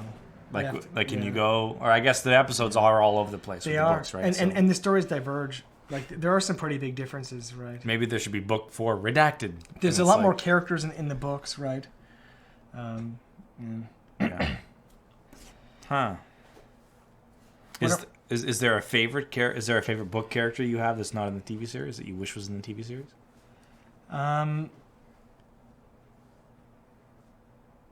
Because I'd like to know, or did they character select appropriately for the TV series? I think they did. Nothing comes to mind. I think Bronn absorbed another character. I thought was a good choice, but the executioner that cuts off Ned Stark's head is actually a character in the books, and he actually helps train Jaime to become a swordsman again, that kind of thing. And they gave that to Bronn. They just sort of combined those characters. Barristan Selmy's still alive in the books. He didn't die in Marine in that, like a noob. Because he's a boss. Yeah. Yeah, it kind of sucked that Barristan died. Maybe they're worried about the age of the actor. I don't know. But yeah, because I like that when he's like, I could cut you all down right now and you know it. Yeah. I'm going to walk away. But I'm going to walk away, yeah, because he's a fucking boss. And then he just dies in a street fight against scum. It's one of the more disappointing decisions for the TV show, I think. But again, maybe he was having health issues. I have no idea. Maybe the actor's like, listen, guys. Well, they recast. I guess they recast like motherfuckers, man. Yeah, they recast all the time. In the latest episode, did you know that Khal Drogo had his 3 blood riders? We talked about this. Yeah, you should tell the stream. Oh, I don't even remember. Yeah, it was the people that met them in the alley. Yeah, in the that's Khal Drogo's other blood rider that went missing. But actually, you're supposed to have learned then that he defected to another Khal because he was so disappointed in Daenerys having so much power in the Khalasar. And then that's why they were recognized. He's like, you're not merchants. It's supposed to be like, I know you're not merchants because I recognize you, Jorah, because you were Daenerys' bitch. But there's a recast But it's a person recognizing Yeah. a recast. It's like, how is the audience supposed to know? Yeah. Right? Well, Jorah's not recast, but the other guy, there's 2 recast actors in the scene. Yeah, but he's recognizing both of them. But I think he was specifically recognizing Jorah. But anyways. Oh, Maverick says no. The actor was pissed that he got killed. He sent a letter to D&D trying to convince them to change their mind. I don't blame them at all, man. Really? I have to think George R. R. Martin was in on that decision. Maybe like did he say, yeah, he actually dies in the first chapter of the next book, anyways. Like let's not bring him back for a season. I don't know, but yeah, why kill him? There was no point in that death. I need to watch this damn show. But books first or show? Watch the show. The show's ahead of the books. Watch the whole series before you read a single page of the books. Honestly, I'd wait like two years. I'd watch all 8 seasons of Game of Thrones and then start from scratch and read the books and have them as 2 distinct because they're very confusing. And I was fucked up because, like I said, I watched season 1 of the TV series, then I read all the books, and then when season 2 of the TV series started, I was actually completely fucked up because I forgot already how it had diverged, and I You can't read them concurrently, is what you're saying. You can't. Yeah, you can't. I mean, you could. I just mean I think that it might diminish the enjoyment of both. Mm-hmm. But have you seen the video of Peter Dinklage and Lena Headey playing Overwatch and Conan? Don't let him bring up Overwatch. I've seen it. Have you seen it? Yeah, it's painful. It's just like... It's a paid advertisement. It's literally, I guarantee they received a lot of money for that. And I'm watching a paid advertisement. It's like, come on, you think those actors have any interest at all? You think Conan has any fucking interest at all? And it's like, and I hate that kind of a humor in that show. You know, I guess, you know, you got to pay for the show somehow. So they'll take the money, they'll produce the show. Conan can do other stuff with that money. But like, what really bugs me is this idea that like, if they're doing something that you wouldn't watch if they're not famous, why are you watching, right? It's like Peter Dinklage eating ice cream. Well, this ice cream looks good. It's cold. It's strawberry, I think. No. Raspberry. You know, like, why are you watching somebody eat ice cream when, like, you know, it's not entertaining? And Peter, like, do you normally eat ice cream? No, I very rarely, like at a special occasion, eat it. Well, we want you to eat this ice cream on set right now and tell us what you think about it. And I know nothing about ice cream, and there's a huge ice cream, like, I don't know, we're going pretty far with this analogy, but come on, you know, it's gaming, right? It's a massive ice cream fan base online. They're like, what does he think about the ice cream? What does he think about the ice cream? And then, like, come on.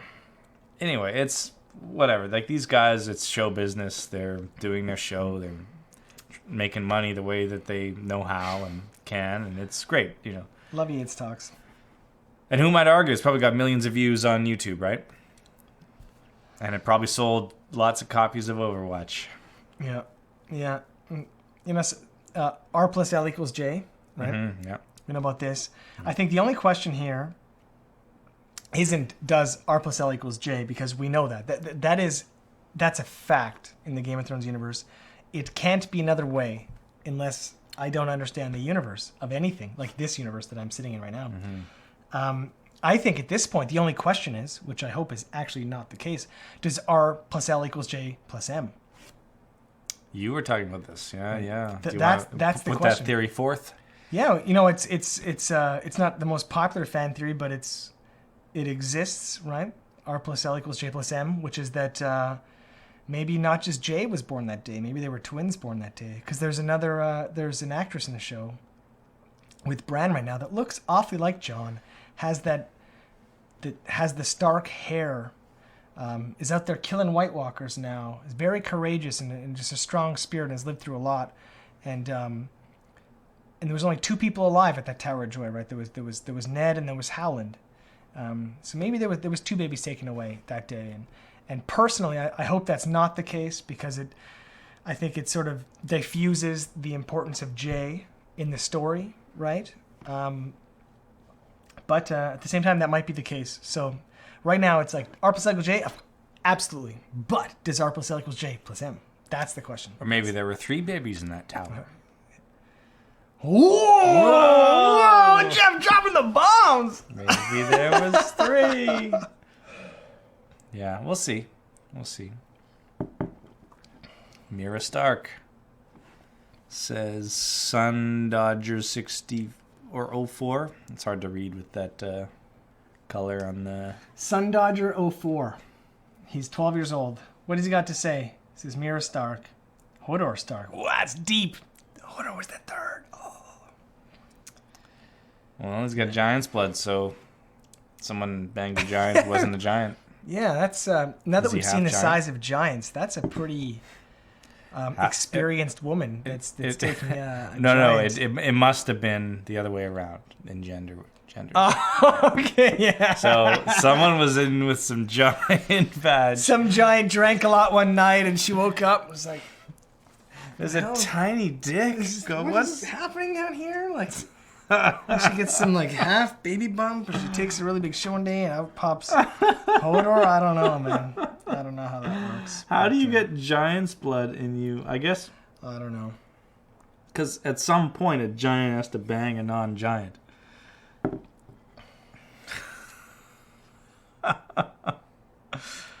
Oh man. So he doesn't write about that in the movie? He doesn't talk about Giant D? I think it's mentioned that horror. There's God, it's been literally 5 or 6 years since I read them. There's another character too that's half giant, I think, in the series, right? Oh yeah. Basically, like in the universe of Game of Thrones, giants and humans can for some reason procreate. Right. So, in fact, I think one of Hodor's parents is a half giant. So he's already half down. He's quarter giant. Yeah, he's quarter giant. So, let's see. Yeah, the first men were Randy men. Yeah, they were. Have you heard about the theory that Tyrion is in fact not the son of Tywin? I did. I don't offhand remember the specifics of that company. I did read that theory. There's been a lot of theories about Tyrion. In general, I don't agree with those theories. I can see how they're put together. It's not impossible, but I don't think that's the case. There's a lot of Tyrion as a Targaryen theories, right? Really? Yeah, he's the he's the third dragon, but I don't think you need to be Targaryen to be. That would be a lot of mistaken fathers in the series, though, right? Exactly. It would be like a lot of like... It's like, nobody knows who anybody's it's like kids a soap are. opera. Exactly. It's like... You got to kind of stop it at a J because, really? Like, suddenly nobody knows who their parents are? Yeah. And for that reason alone, I would think that it's not a wise choice on George's part.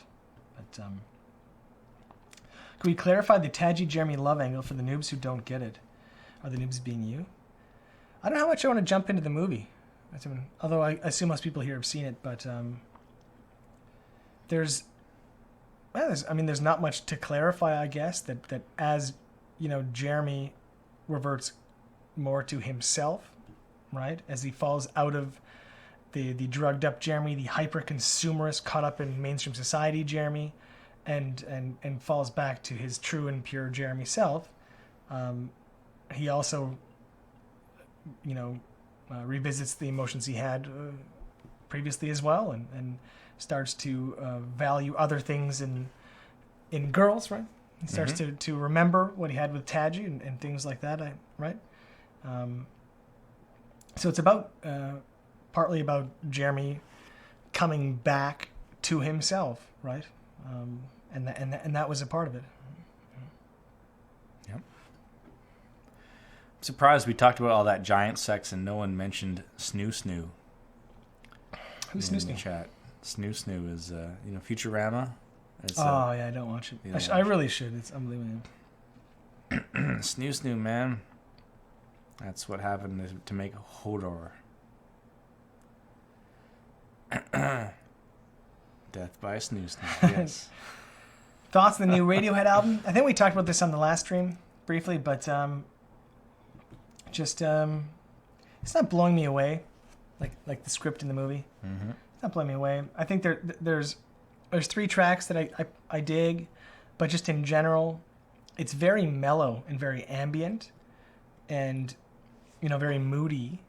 That often doesn't fit my mood right now, and so I'm these days when I am listening to music, it's usually at the gym or I'm cycling or walking or something. And it's not a great fit for a lot of the activities that I have, that I do in which I have time to listen to music. It's more the music that if it's a Friday, Saturday night, we're hanging out, right? And we're having some drinks, everyone's relaxing, I would totally put that on. It's very a chill mellow. album, yeah. But it doesn't work in the environments that I'm usually listening to music, unfortunately. I mean, but again, like all Radiohead stuff, it's unbelievably well produced. It's super high quality, but it's not as melodic as their previous stuff, right? It's more like Tom York solo stuff. It is. It's much closer. Which I to was the never solo. a real fan of. Yep.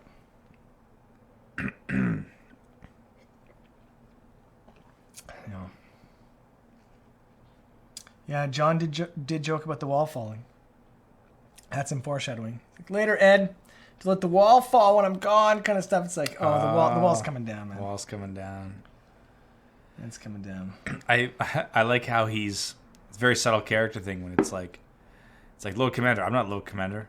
Oh, I am Lord Commander. Like it really sets him up for like he had no desire. He wasn't trying to usurp. He has no anything. desire, but he's like, I guess I'm the boss now. Yep, and he'll take that duty, man. He'll do it. Yeah. He never did it like he had no thirst for he's power. no slouch. He went and got the wildlings. He's like a loyal guy. He gets shit done. He does what's right. But he's just like he fell into it, and he's like, yeah I guess I'm Lord Commander of the Night's Watch. Yeah. Holy crap! And he's going to do an awesome job. Yeah, Yep. which is great because he. I think he'll be the last ever commander of the Night's Watch. Actually, Dolores. Yeah. I don't know if we'll need a watch after this. Mm-hmm. I think that wall is going to come down. Maybe not this season, but pretty crazy.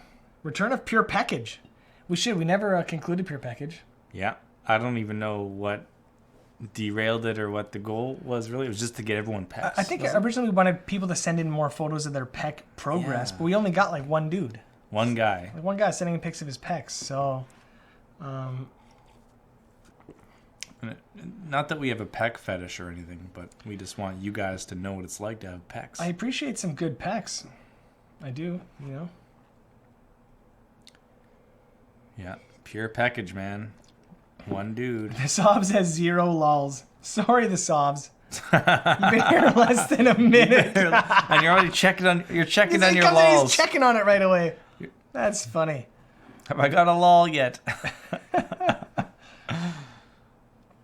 That's funny. We are interested in watching E3 this year.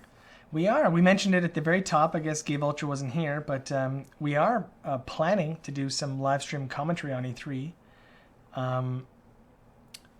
as a part of some Twitch thing that they're doing. Mm-hmm. And so we'll see how that goes. But I'm going to be watching some of the announcements live, and I'll absolutely be watching, at the very least, the Nintendo press conference, but probably the Sony one as well. Mm-hmm. Sorry, Microsoft, you're a distant third in terms of my interest. But basically, for me, it's all about Nintendo, NX. What's the NX? What does it look like? What does it do? And the new Zelda. That's all that matters on that front. And then for Sony, they're going to show off Destiny 2, as if they're not, right? And Destiny, we talked about, it's the best gunplay in any game I've ever played. And I think easily the biggest and most important game that PS4 has ever had. And possibly the best, one of the best shooters of all time if you are not just a purely multiplayer kind of guy, but appreciate the MMO aspects of Destiny. It's just, the game is so grand. Man, the Taken King. Yeah, man. It's good stuff. Oh, I guess you have to have a PS4 to appreciate it. Mm-hmm. Or an Xbox One, I guess. But really, man, remember The Division? You remember The Division? The division of people that like Destiny. Exactly, and exactly. Now, the Division was a game that Ubisoft put out a few months ago. It's like, it's the Destiny killer, and like my whole clan moved over to The Division. Everyone started playing The Division. Never bought it, never started playing it. I mean, I know enough about Ubisoft games to have an idea of how they'll stand up to Bungie games, and a few months later, that's generally everybody's his attitude's pretty much yours. The Division was, oh yeah, like the whole clan's back in Destiny or in other games. A lot of them are in Smite and other stuff now, but there was a period of like 1 month where everyone on my PS4 friends list was in The Division, and then everybody's out of The Division. And when the next Destiny expansion hits, everybody's back to Destiny again, man. It's really, you can't match that gunplay. They really did something so magical. I don't even know what it is. Some of it seems almost intangible to me. because you'd think that other studios have billions of dollars. How do they not match it? But it just feels so. You need real artists, man. You need the real artists that are hard to Rumble come by. artists, man. Yeah, pimping out your game. Yeah. Yeah.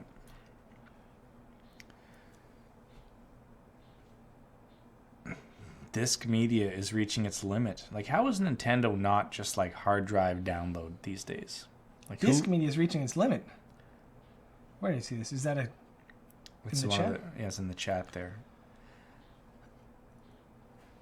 Nintendo go back to cartridges. Oh, you mean just for instant loads and stuff like that? Maybe. I've noticed a trend that that for the last few years it was always a progression towards photoreality. That's all it ever was. It was for like 15 years there. It was every year. Look, it's more and more photorealistic. But in the last couple of years, it's taken a sharp turn in the other direction. Last few years, and now people appreciate art style, right? And TF2 kind of started it, and even League, they have all these different art styles, and now people don't really care about photoreality. It kind of ended with Crisis, remember? Everyone's like, yeah, look Crisis, this many FPS on this rig. It was like the benchmark of showing how awesome your rig was. Yeah. And it sucks for Nvidia, right? Sucks for AMD, sucks for the people making video cards, because suddenly people just don't really care anymore. It's more important that your computer runs the motherfucker, and no one wants to keep upgrading their computer every couple of years. And now it's the art style of the game matters a lot. In fact, T got a new game a couple days ago called Teenage Mutant Ninja Turtles Manhattan something. Mutants in Manhattan, I think, on the PS4. His uncle bought him a game, playing this game. And it's beautiful, man. Like, it's and I was surprised. I was reading online, because it's not the most complex game. It's not the deepest game ever made. It's not reviewed incredibly well or anything like that. But I think it's beautiful. But not beautiful because it's photorealistic. It's beautiful. It's got a style, and it sticks to it, and it's fluid, and it looks fantastic. And it seems graphically sort of an evolution of what you'd expect going back 20 years and jumping to this timeline, and passing by this desperate pursuit of photoreality, which we're confronted with all day, every single day when I'm not playing a game, and isn't that amazing to me? Fiddlesticks Bots in the chat. Welcome. He's late. I'm like happy to see him. I'm like, hey man. It's like, he's late. You're dead to me, man. Yeah. Yeah, man. It's getting hot in here. Holy crap. It's getting It is hot. Here. It is hot in Canada. I think it's hot everywhere. But yeah, Battlefront. Haven't played the latest Battlefront, actually. Isn't the new Battlefield like First World War? Did you see that preview? That's Battlefield, right? Going back to Battlefield 1 or something? Yeah, it's Battlefield 1. It's like World War 1. And there's like biplanes and like, it's yeah. That's a Call of Duty 2 a bit, right? I think wasn't that, remember Call of Duty 2 was... Yeah, 2 was World War 1. And it was like, Vasily, throw the potato, because we can't afford grenades, Dude, it was like, that's when it was still awesome. Really good. And it's like, okay, we're going into battle now. When the guy in front of you dies, grab his gun and keep running. I was like, what? I love that aspect of it, of like, yeah, the Russian experience. And yeah, it was World War II. Okay, yeah, it was the Second World War. Yeah, it wasn't one, but it was still like going back to the old school technology, but still having fun gameplay. Yeah, I think it's interesting. Like, how do you there weren't a lot of fancy weapons in the First World War, but they're gonna make it amazing. They're gonna make it. Throwing potatoes was on the Eastern Front in Russia. Yeah. Skip Fu asks, any games you enjoy replaying? Yeah, man. Pretty much everything I play these days is just replaying. I don't buy many games, but I think on the console, most replayable I've played in the last couple of years is Destiny for sure. You can get a lot of hours out of that game. Chess.com, pretty replayable. Poker, pretty replayable. Yeah, very, very much so. In fact, I hadn't played poker in a long time online, but I booted it up last week. Played some Poker Stars. For real money? Yeah, real money. Well, you got to put something on it. It doesn't matter, right? Yeah. But I don't do a lot. But so I threw a couple of bucks. for the went in a GLA. 90-person tournament and a 45-person tournament, and found myself in first and second place in both the tournaments, and was feeling. How much money did you make? I made like $13. Oh, that's pretty good. I didn't end in first and second. Yeah. I ended in second in the one, and then 13th in the other. But yeah, I mean, it wasn't about the money. It's not about making money. It's just about you need to put something up. Yeah, no, Or else- I'm just curious. I need to know what the how much you can make for putting $2 in. You know, I just Oh, well, I think if you win, you can make $26 or something like that. Yeah. Like it's that's good. It's some money. It's not like that, but it's kind of fun. Like even though there's not much online, and you can multitask it, right? You don't need to sit there and do only that thing. You can just throw a game on, and then do other stuff. And it's like, oh, your hand pops up, and you quickly like look at the table. You make your play, and you go back. You go things. Sounds like maybe I should play more of this. Yeah. But I had this account. I think I've had it for 5 years. And I was given $20 free as part of, like, on TeamLiquid.net way back in the day. They had, maybe they still do, they had some advertising promo thing with some poker site, and it was like earn free money, one of those things, and everyone on Team. You clicked it, or Yeah, everyone on Team Liquid. Well, no, it wasn't just that it was the banner ad. It was the people in the forums were talking about it's legit. Yeah, and it was like strategy. So you had to take a test on the website, and if you passed the test, it showed you had fundamental poker knowledge. They're like, yeah, you can get $20 for free and whatever, real money. So I was like, okay, like you super might as skeptical. well make I'm an like, account and play. yeah, Like, so I'm like, okay, I'll make an account. This is 5 years ago. I have played this account for 5 years. I've I'm never still on the original 20. Oh yeah, dude, yeah. And that account has been up and down and up and down. And at one point, it was down to $2 and worked it back up to 56. And it was like, oh yeah, just up and down. Always just like a buck, a quarter, 50 cents, depending on how much I got. Never more than a tenth of my total bankroll. But even a tenth is pretty risky. You might throw a whole tenth of your bankroll into one tournament, right? That's... But I always just do sit and go tournaments, and I sit there, and typically it seems that over time, I slowly grow my bankroll. No, it's a bunch of noobs, but fun. it is fun, man. It's fun. It's like try this stuff out. But I don't know if you guys play poker. I kind of like it in some newbie old guy way. But when people talk about applying poker in real life, and especially in movies, it's like it's a poker play. He's bluffing or blah, blah, blah. You don't fully understand that until you actually play poker and the value of a bluff. A bluff can make you rich, right? Of the right bluff move, the right, the right strategy, the right, going all in, hedging your bets and looking at what you can gain and what you can lose, and turning straw into gold, bad cards, and the card it wasn't in the dice, right? All those stuff. If when you play, it's just like, oh yeah. There's a lot of poker in real life, kind of here and there. RNG is the devil, Tatsumi, and it's really frustrating and painful. But the idea is that it's all about volume, right? It's all about over time, right? It's all calculus.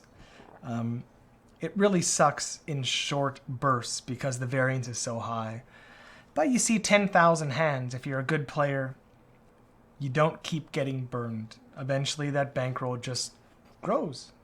And if you're not a good player, it doesn't, and you lose your money. So, but that's part of why the game's so big and so exciting, because you can sit down with your 8 buddies in a night and have some beers, and the worst player at the table can easily win. You're talking about 8 guys at one table one time. It's nothing. That's nothing, right? But the great thing about online is the hands come so fast. You play over time, you're seeing thousands and thousands and thousands of hands, and it builds a good instinct. But even more important, I think, what playing online teaches you is that reading players, it's not like in the movies. It's not about looking in their eyes. Looking whatever, it's their play. It's 100% their betting pattern. What are they willing to put up for what they have based on their position and what their betting history is? So you'd actually be amazed in a longer tournament when you sit at a table with a guy for an hour or two, how much you can learn about him just by watching how many hands he plays, what he's playing on, what position he's willing to bet from, and what he had after. I'm always paying attention, even if I'm not in the hand, just what did he end up coming in with? What kind of risk is this guy willing to take? So that next time I'm in a hand with him, the range of hands I think he might be playing, right? And you can lose a lot of table respect.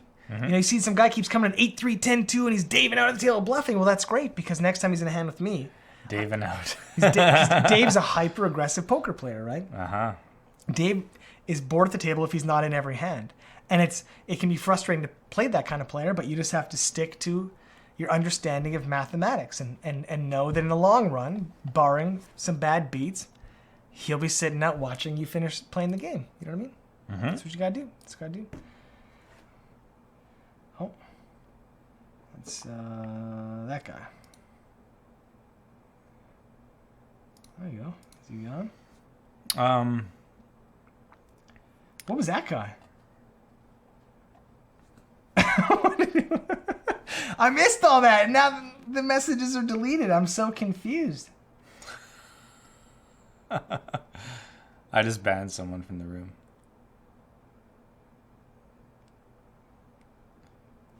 You can see the message if you want to click it, right? Oh, yeah? Oh, this guy. Okay. Oh, wow. This guy, he's got the word. He's got a mastery of... He's got a mastery of the English He's got a mastery of getting banned real quick. But yeah, you know what? I'm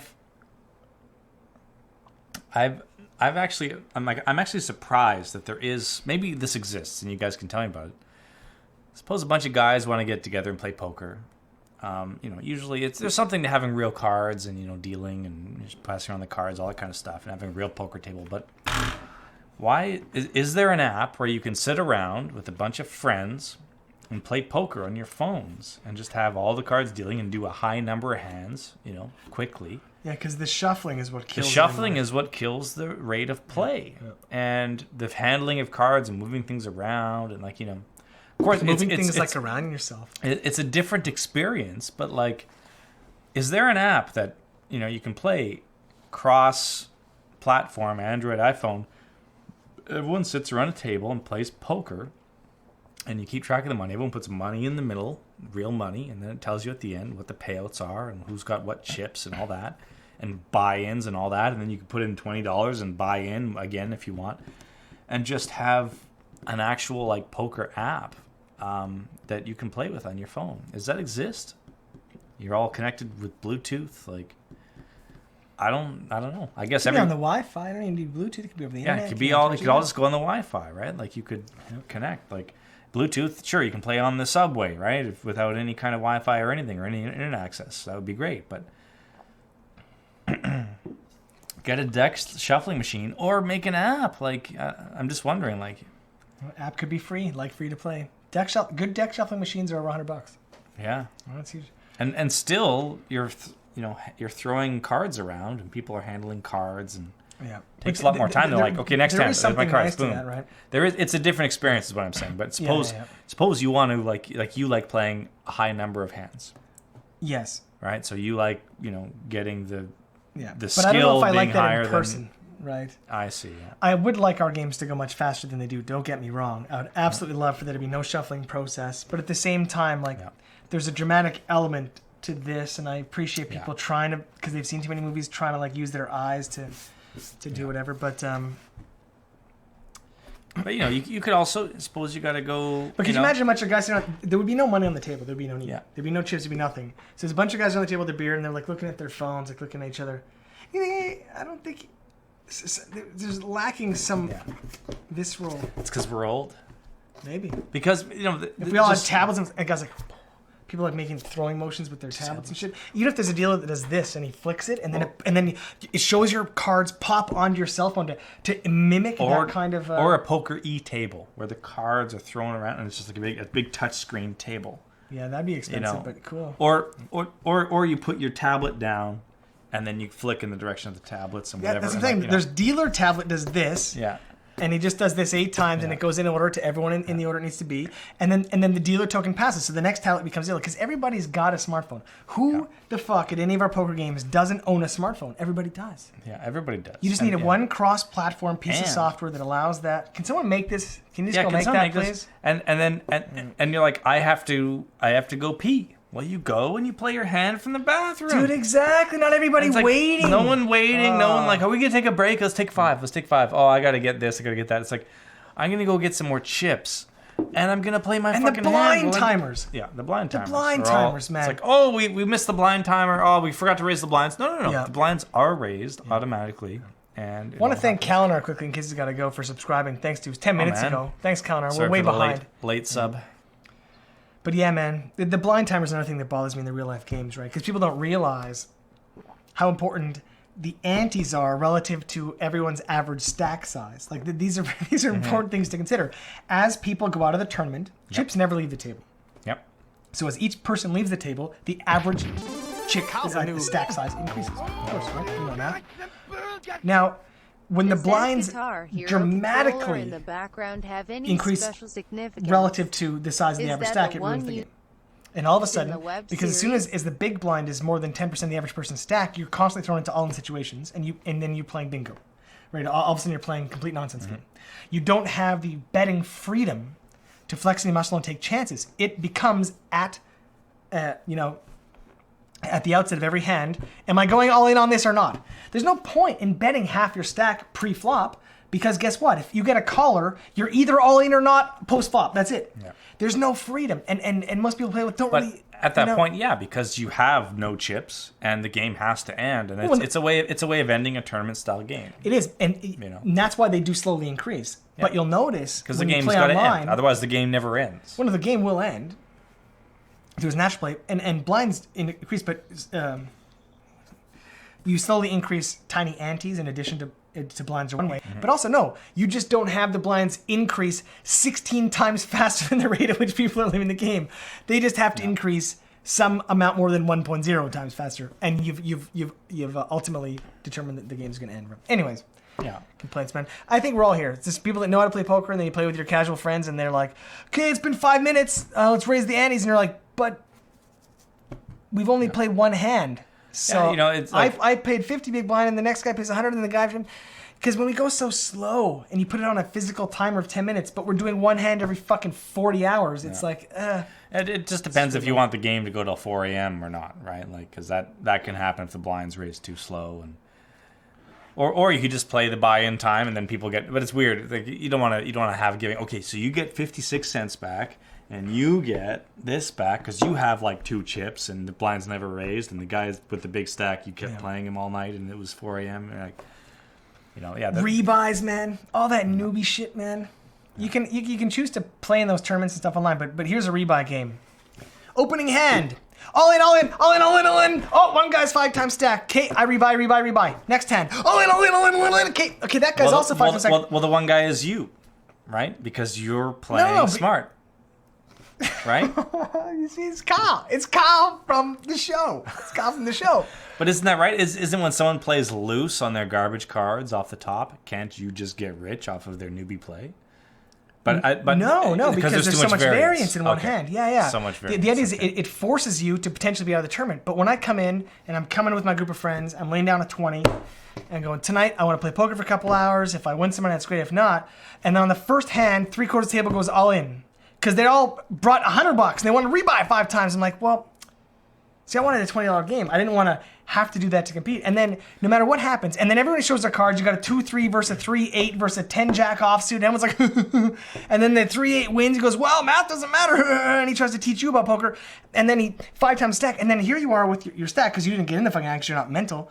And now you got to deal with Mr. 5 times stack from the second hand onwards, and there's your 3 hours of poker dealing with Mr. Big Bully because you didn't want to come in with $100 and do a $20 game. But that's my problem, man. I think my point still stands, though, that if these people are so noob that they do those things and they noobly get their 5 stacked, isn't it a big kill for you? No, it sucks. It sucks. Call it a $2 game. I'll bring 10 to the table because I can afford that. It just sucks for me because I can't afford to bring $100 to the table and rebuy 5 times, and I would need to have that freedom in order to make those calls. Because to put you on an equal playing field. Well, of course, yeah. They can't bring $100 to the table. I bring 20, and I'm on an equal playing field. They've literally imbalanced it from the start with rebuys, and all of a sudden the richer guy at the table has the most advantage. So as soon as you have rebuy, okay, we have rebuys for 1 hour. It's like, okay, well, one of us makes $500,000 a year, and the other makes $40K. Yeah. All of a sudden, $500,000 guy is using his money that he makes in real life to influence the fucking game you tried to sit down and have a fair playing field on. That's bullshit, man. That's garbage. Right, guys? Right? Will you give me one point, though? One Kyle New point, and that is, I'd like to make the point that you're complaining about playing against noobs in a monetary game. Shouldn't you be excited to play against noobs when you're going to get so rich off of their newbie play? Yeah, in a fair playing field, yeah.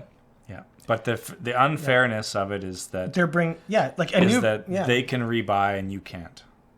Yeah. Well, it's Or- like or it's is like, that they would rebuy I'm and gonna you get in a wouldn't. gunfight. You give me a musket. Other dude's got an AK, and you're like, well, he's a But total he really noob. sucks at being at Yeah, he's wielding an AK. really sucks wielding AK, and I'm a pretty good shot, but I've got a one-shot musket. I got to pump it. But it's like the I'd analogy rather breaks just- down. The analogy I'd breaks rather- down in that like the better his gun, the more you can gain from his gun. That doesn't work, right? In that analogy. So it's like all I'm saying is a newbie player with 5 times the money that you have, shouldn't you be like, all right, time to get rich? No.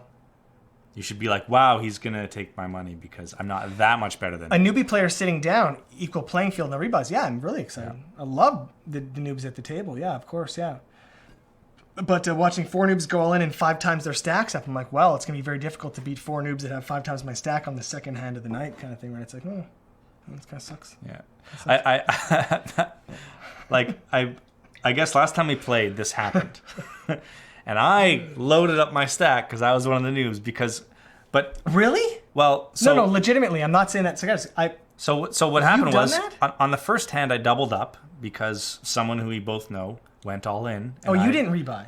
I didn't rebuy. No, No, you just benefited from the policy of rebuys, because I was the skilled player, the Jared in my version of this story, right? I was right? like in one high variance chance. You know? in one high variance chance, which is what you have to do to double up on the first round. Now, would you have rebought?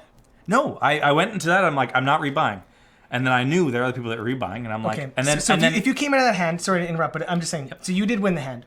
I won But the if hand. if you came in that hand and you pre-flop, you're like, oh fuck, man, like ace queen suited, like Jesus Christ, and then Mr. Donk, King Donk, who's the mega rebuyer, goes all in first hand, and you're like, well, King Donk does this every single time we play. Every and house game. I'm like, these cards that aren't so good, I know this player. Yes. And I'm gonna go Yes. because my cards are decent. I got Yes. a pair of 10s. Yeah, you're like, I got this ace and queen there's, suited, even though there's 8 players. and it's King Donk who Yeah. just pushed all in. Yeah. Now King Donk probably has 3-7 offsuit, right? So you're like, Yeah. what do you have to do? you don't have to do anything. Okay, what should you do? You should evaluate the donkness and the general Yes. playing and betting pattern. Evaluate your cards. Evaluate the number of people. And at so the what table, did you do after and took evaluating into all that? account. I took into account Okay, you the did, and then play what did you do? style of the player. Yes. And then I called, and then I got something insane amazing because I was very lucky. And then I trapped him into a re-raise, which I knew he would call. Actually, I think he might have re-raised me, and then I went all in at the end, and I'm just like, my trip 10s.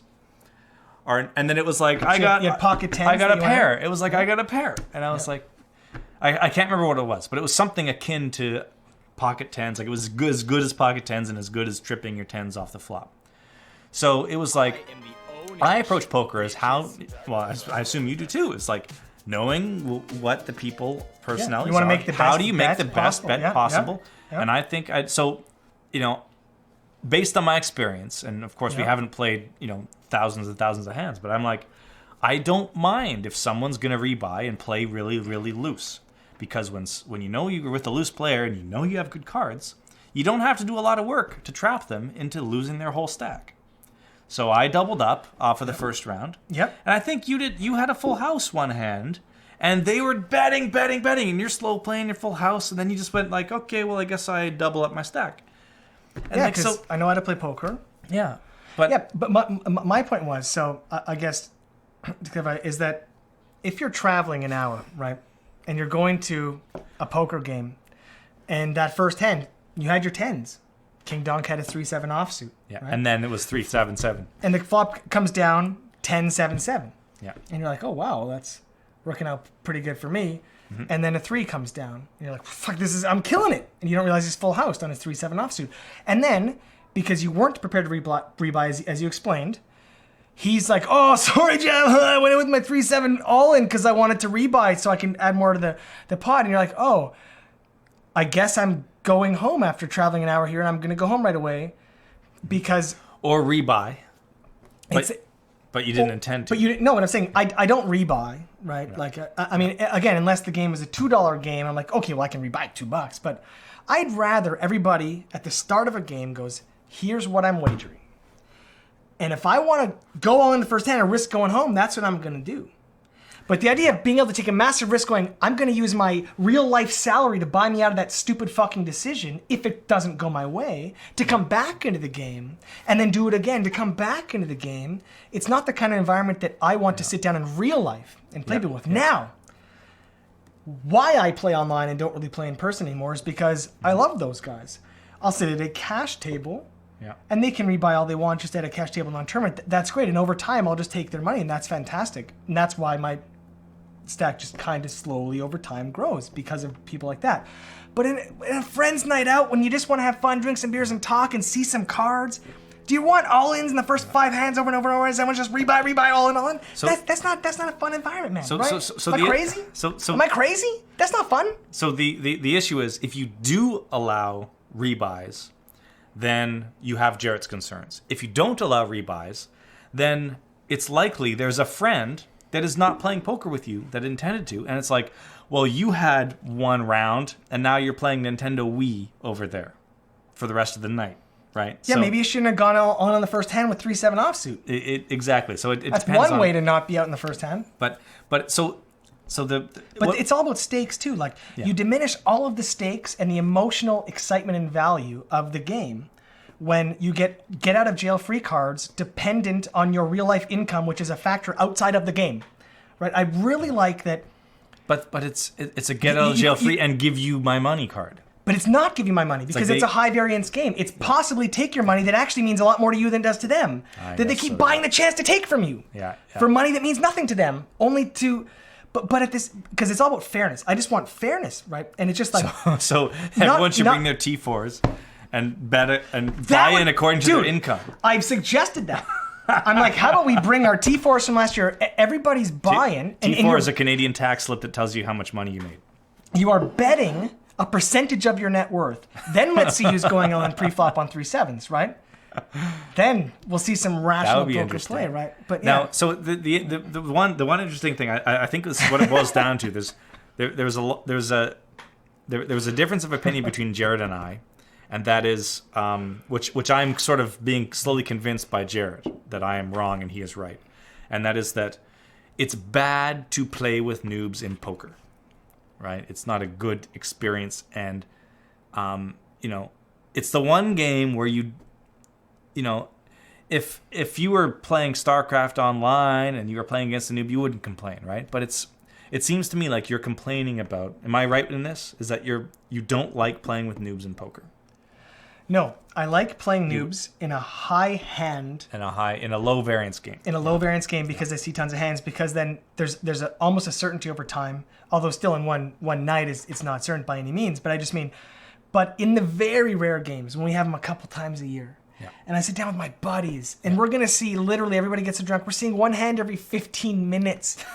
Can I just not have to fucking face all ins every hand with everybody going through some? Can someone just learn math and just make bets that are reasonable? Because the only thing that really gets under my skin is when I look at the bet patterns. Because again, when I started playing poker 10 years ago, I read books. I studied poker. I have a math background. I take it seriously. I think that it's a beautiful game. It's high random. It's tons of variance in poker.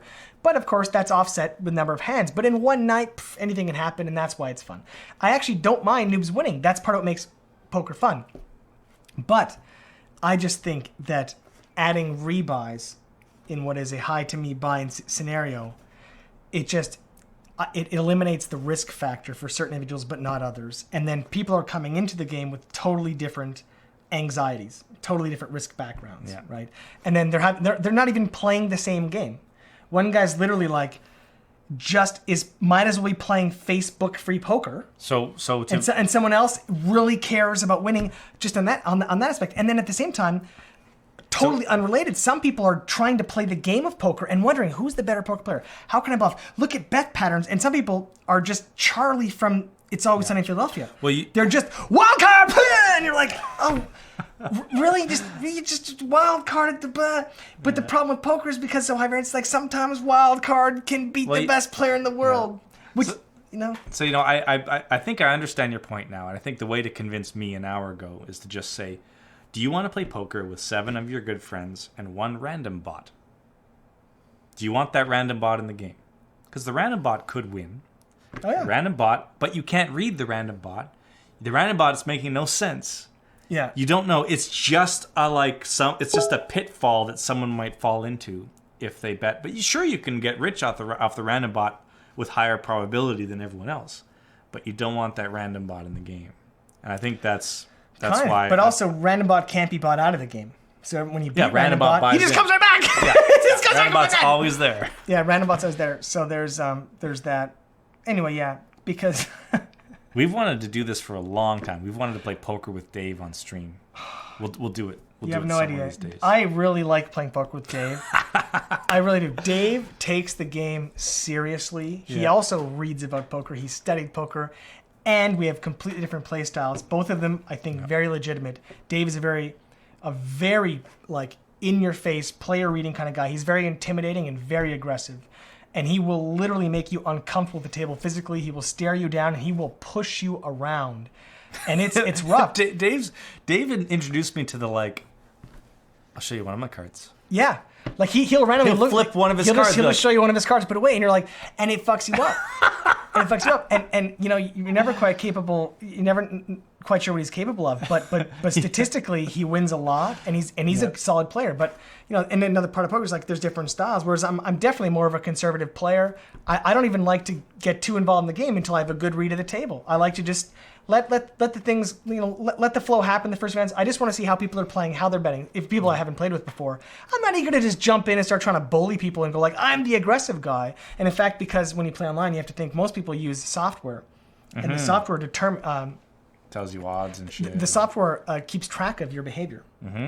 And so if you fold, when you do finally play a hand, it's an ace, king, offsuit, fold. The computer software continues to those players using it to keep giving you a higher hand value attribute. So now when you do want to come in with a bluff, their software is telling you get out of the hand. Because no, this guy, he's super conservative. And you build up respect, software respect.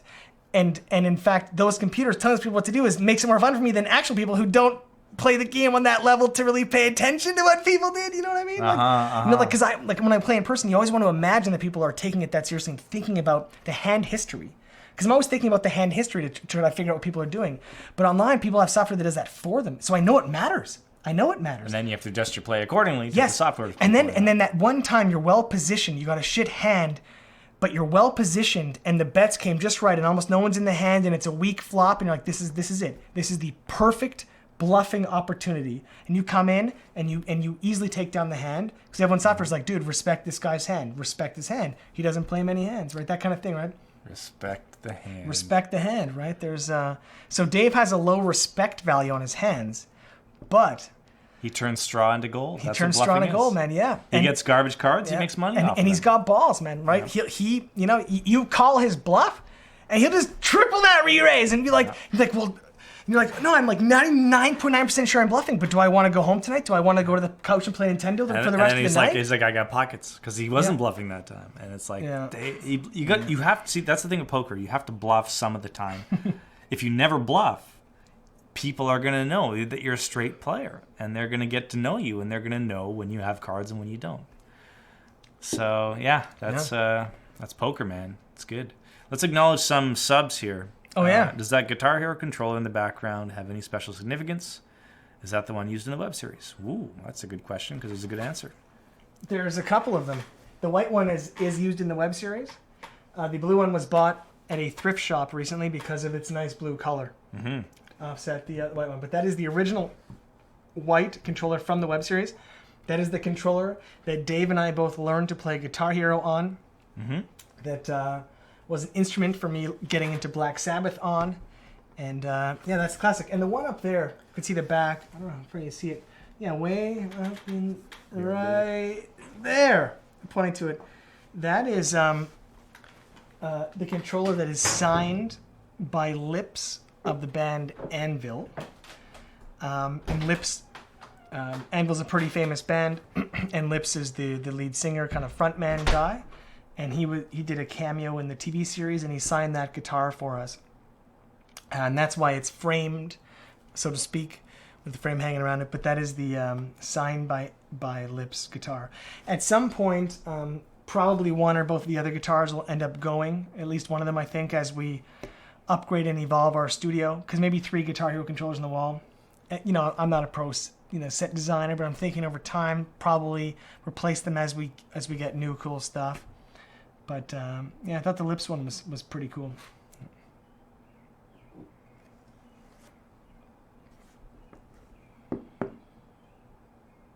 I was thinking of streaming poker, actually, as I played last week for the first time in like a year, and was like, oh yeah, this is pretty fun stuff. Because it would allow you to actually talk and do whatever as you played, and sometimes I find myself talking to myself as I try to imagine what's the other people are doing, thinking, and justifying my own terribly over-conservative play. Because by no means do I think I'm a great poker player, but statistically over a few years, I'm net positive. I guess that's something, right? But never lost money in the long run. I don't want to jinx myself, but jinxes don't exist, so that's okay.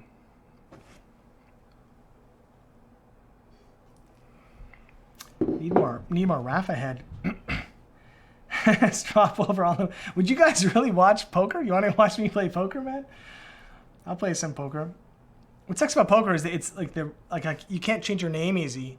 I guess I could just make a new account, but you can't really get money into accounts anymore in Canada, and it's part of and what adds like a lot of anxiety when I play online now, and have for the past few years is that again, it's all off that free money I got. Like, fuck, man, 5 or 6 years ago I got free money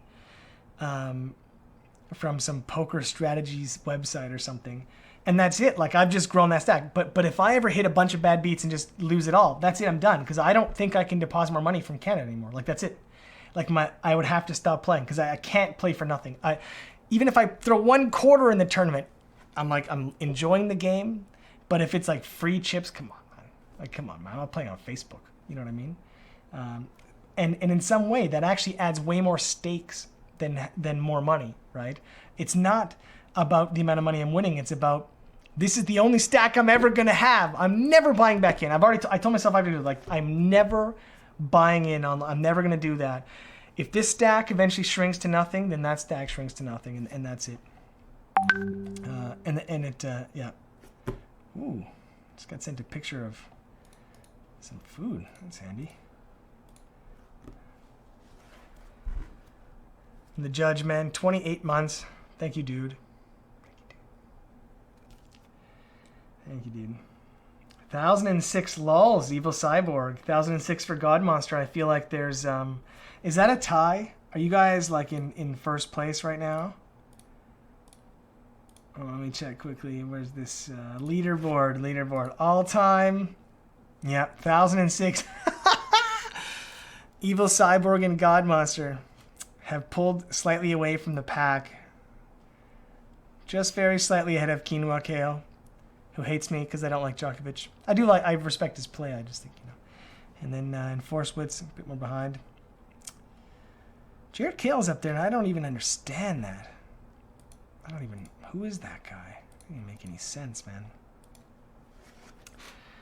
I feel like I've been abandoned. I feel like maybe Jeff is in there eating my dinner or something. I don't know. I'm out of drink. I have to pee, and Jeff's nowhere in sight. So I feel like, what am I supposed to do? What's man supposed to do? Poker. Poker or Dark Souls 3. What's higher priority? I'd still rather not spend the whopping 80 on Dark Souls 3. Like, I'd really hope it would come down a little bit, because now it's been out for a little while. It should take its first price drop. It seems silly to pay 80 now that it's been out for a couple months. I could play online poker right now. We don't have any scenes built exactly for the new set for poker, but I should play, man. I should play with Jeff. Let's play with Jeff. Just make an account. One of you have a... You want to lend us a poker account, huh? Who wants to lend it? PM me your poker account, and we'll log in, and Jeff and I will we'll collude and collaborate. Yeah. We should. They want us to play some poker on stream. Oh, we need to. And I think we should log in online and then collude and collaborate. It's not really colluding, it's just collaborating. But we would get hands, we discuss, what do you think the best thing to do is? What do you think? Why do you think we should do this? Boom, hit play. We can talk to the fans, although it might be too late at that point. You want to stream it now? I don't know. Capture a screen? Can you do that? I think I could work it out pretty quickly. If not, we'll get it ready for the next stream. But yeah, we got another 45 minutes on this stream, so we could do a poker because you wouldn't need much of the screen, right? Just put it down like. Yeah, but I don't want to use that one account. Yeah, Oh. like if there's any way for us to get a dummy account, right? If anyone trusts us enough on stream that has a dummy account, You want Jarrett to make you money? statistically, you're more likely to end up with more than I left you with. But but if someone has a account, they have $100, like, we're not. I hope you know us well enough, man. I promise we will literally buy into any tournament you want us to. Nothing more, and possibly less, because I might not even be able to handle the anxiety of buying into more than I'm used to. So. Well, yeah. Well, if we lose money, we can PayPal you the money. There you go. I'm talking, man. We do a $5 buy-in. It's win-win, Jeremy. It's win-win. We did $5 buy-in, and right, and that's what we do, man. But I would love to play a real. we could do it in this room. We could have just get the camera up real high. These live streams, a lot of them will be posted on YouTube in the long run, or Vimeo or something. The reason we so hastily deleted the last broadcast is because it had the movie in it twice, and we didn't want, understandably, a free copy movie out there. That was meant to be live. And originally we had intended to just delete it right when the stream ends, but we left it on all night because it felt pretty bad, and it ended up getting like 1,200 views or something, more than most past broadcasts do, by 8 a.m. the next day when I took it down. But sadly, I should point out that I'm a fucking idiot, and it is known. And I took down the broadcast and uploaded it to YouTube and saved it and hit delete past broadcast, and completely didn't think about the fact that we wanted to save Twitch chat, because we wanted to put on the DVD and Blu-ray the Twitch chat watches the movie option. The way there's producer's commentary, which we have now recorded, by the way. We have some awesome producer commentary as of 2 days ago. And we wanted to have Twitch chat commentary, and it's my fault we don't. Because I deleted the fucking chat like an idiot, and I don't know what to do. So if anyone, I know, like, honestly, man, like, it was that moment, like, man, yeah. I just sat here like this, like, and your brain's racing, trying to think of, okay, how could it possibly be saved? I can go to the chat, like, did anybody that was watching it happen to just frapse their screen for an hour and a half? Like, no, nobody did that. Nobody cares. And, yeah, you know that meme, that black kid meme where he's just staring, he did something really stupid? The cup of noodles meme? Yeah. Cup of noodles meme, yeah. That was me. I was the cup of noodles meme kid, and I'm really sorry. And it really sucks for us, too, because I thought it was really unique and cool and interesting to do that, to have the Twitch chat. But forever it's known I'm stupid. Really sorry, guys.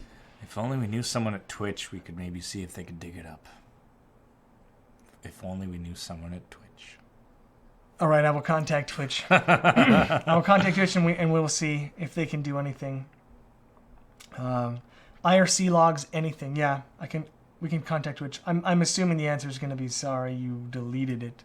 Yeah. When it popped up, are you sure you want to do this for all time, forever? And you're like, yes. But that's also, I wanted to bring this up on stream, because I was hoping, stream sourcing this, there would be some guys like Firo here saying, I think you can look at all chat history. I think, maybe some people out there know ways, and I'm really hoping. But then how do you sync it to the movie? We could do it. You don't only have to really worry about the first couple minutes, and once you get that decently synced, it doesn't have to be. The other issue is if you have a second full 90-minute piece of video on the disc, it takes up space, and then your bitrate's lower. So do we want? You can't ultra low bitrate that? You can, but then you won't be able to read the text. right? Because the text is very, We'll figure out a way. But yeah, like if you can get us the text, we will try to figure out a way.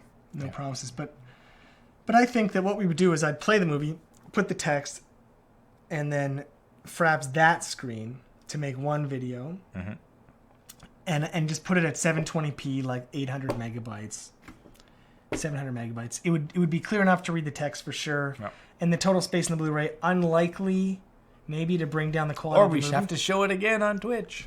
Yeah, no, wouldn't be the same. Yeah, it wouldn't be the original. Yeah, it wouldn't be the same. Or we could just retype the "Oh my God, it's the most amazing movie ever." So glad they chose League of Legends, which is what everybody was saying. Pretend to be all you guys. Yeah, there are no mistakes in this film. All That's caps. right. Yeah. I'll be right back. All right. Oh. Someone PM us your poker account. We will play poker right now for the next 40 minutes if you send us your poker login information to noobschoolbus@pwnage.com. If you trust us enough to not F with your S, which we won't. And if we lose money, we'll PayPal you the money we lost. If you make money, you keep it. It's the very definition of win-win, Jeremy. So send us your poker login information.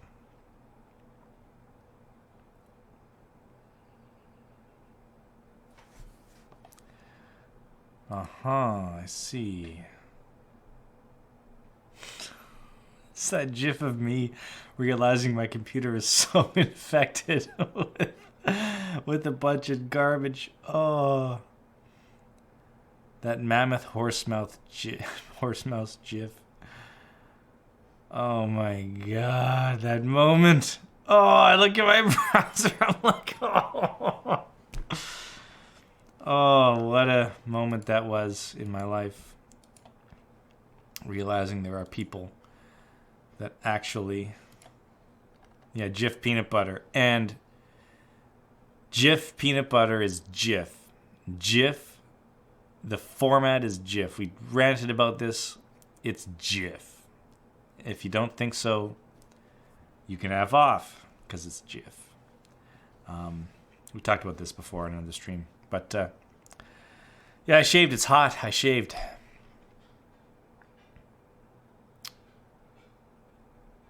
I shaved.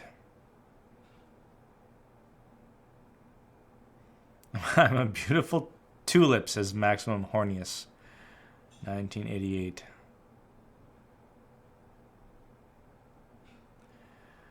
What game do you wish... what game do you wish you could put a lot of time into but can't because of responsibilities? EVE Online. EVE Online looks amazing. The stories are amazing. The stakes are amazing. I would love to... It's one of those things. Do you want to live on EVE Online or do you want to live in real life with your real life stuff? Which is still, I don't know. Even if I had no responsibilities, maybe I'd want to play the RL game more than EVE because... You know, flying around space, that's not fun, is it? Going in spaceships to planets and stuff? I don't know. Sounds alright in real life, but in a game, I don't know.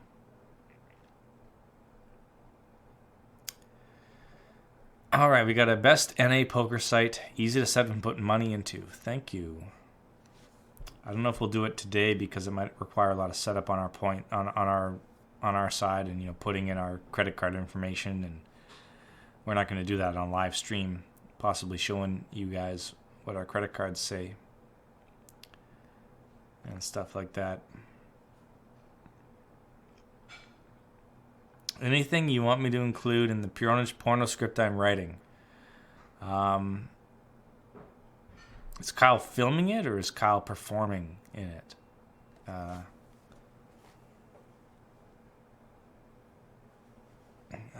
Yeah, I don't know.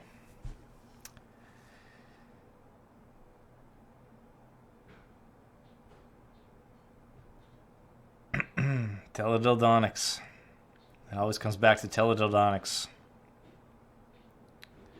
You guys are... You might think it's funny now, but it's going to be huge. It's going to be so huge. Teledildonics in the next 10 years.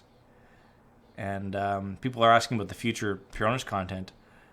I don't have time for Pwnage because I'm so into building my teledildonics company that's going to make hundreds of millions of dollars. So I'm actually getting into teledildonics because I think it's going to be so huge.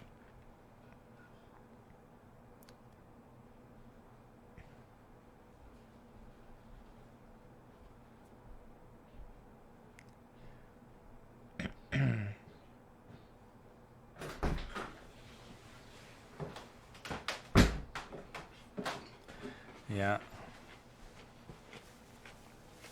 Sounds like a pickle. It's a pickle? Mm-hmm.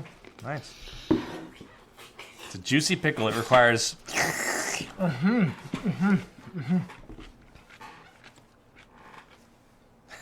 We'll discuss investments.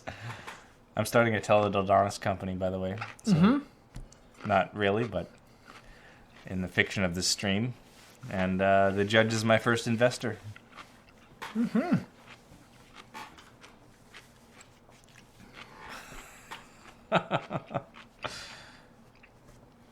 I do think there's amazing potential in technology.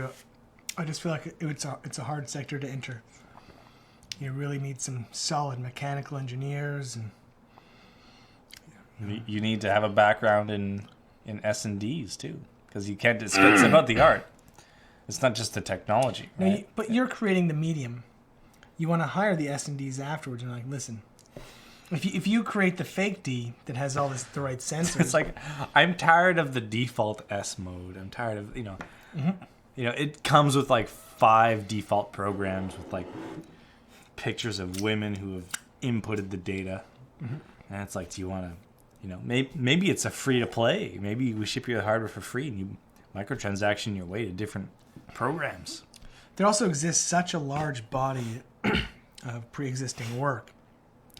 Then ideally, people are telescribing whatever you call it, 70s porn from exactly. When you want to feel what Ron Jeremy felt? Exactly, and I'm not a porn connoisseur or anything, but I imagine there are some legendary BJs, right? Or there's some legendary moments in porn that most porn aficionados have seen. You start there. You transcribe this. Like, the 1979 with the outside with the mask on. Oh my God, really? With the mask. I don't know. Like I said, I'm not an aficionado, but I imagine Ron Jeremy's been in some classic scenes. I don't know. I don't watch the that Paris stuff. Hilton one would have to come right away. Yes, absolutely. That'd be one of the first ones out of the gate. Right? Yeah. The Pwnage extended universe includes Jeff and his teledildonics. We could write teledildonics into Pwnage, right? It's Yep. I've always felt like Pwnage makes a decent fit for porn. I think it's part of why we had Kyle, hinting at, or it's not so much hinting. Films porn, yeah. We hinted in the web series, right, several times, and then TV series. The movie just came out and said, okay, he has now previously worked in porn. So sometime in between the web series and the film, he's worked in porn.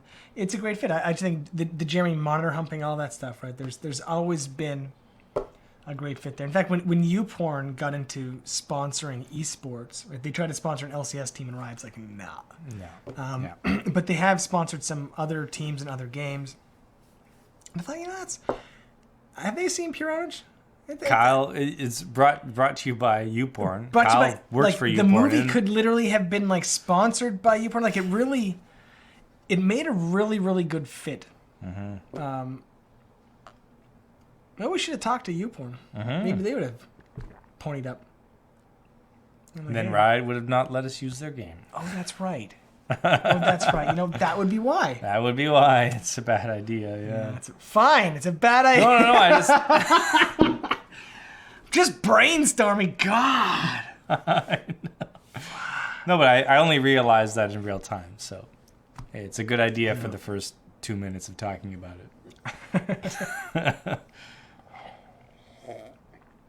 Yeah. Did anyone pass along their account? No, someone just said this website is a good site to play poker on, and it's quick to set up. So I don't think we're playing tonight. We got half an hour left. Okay.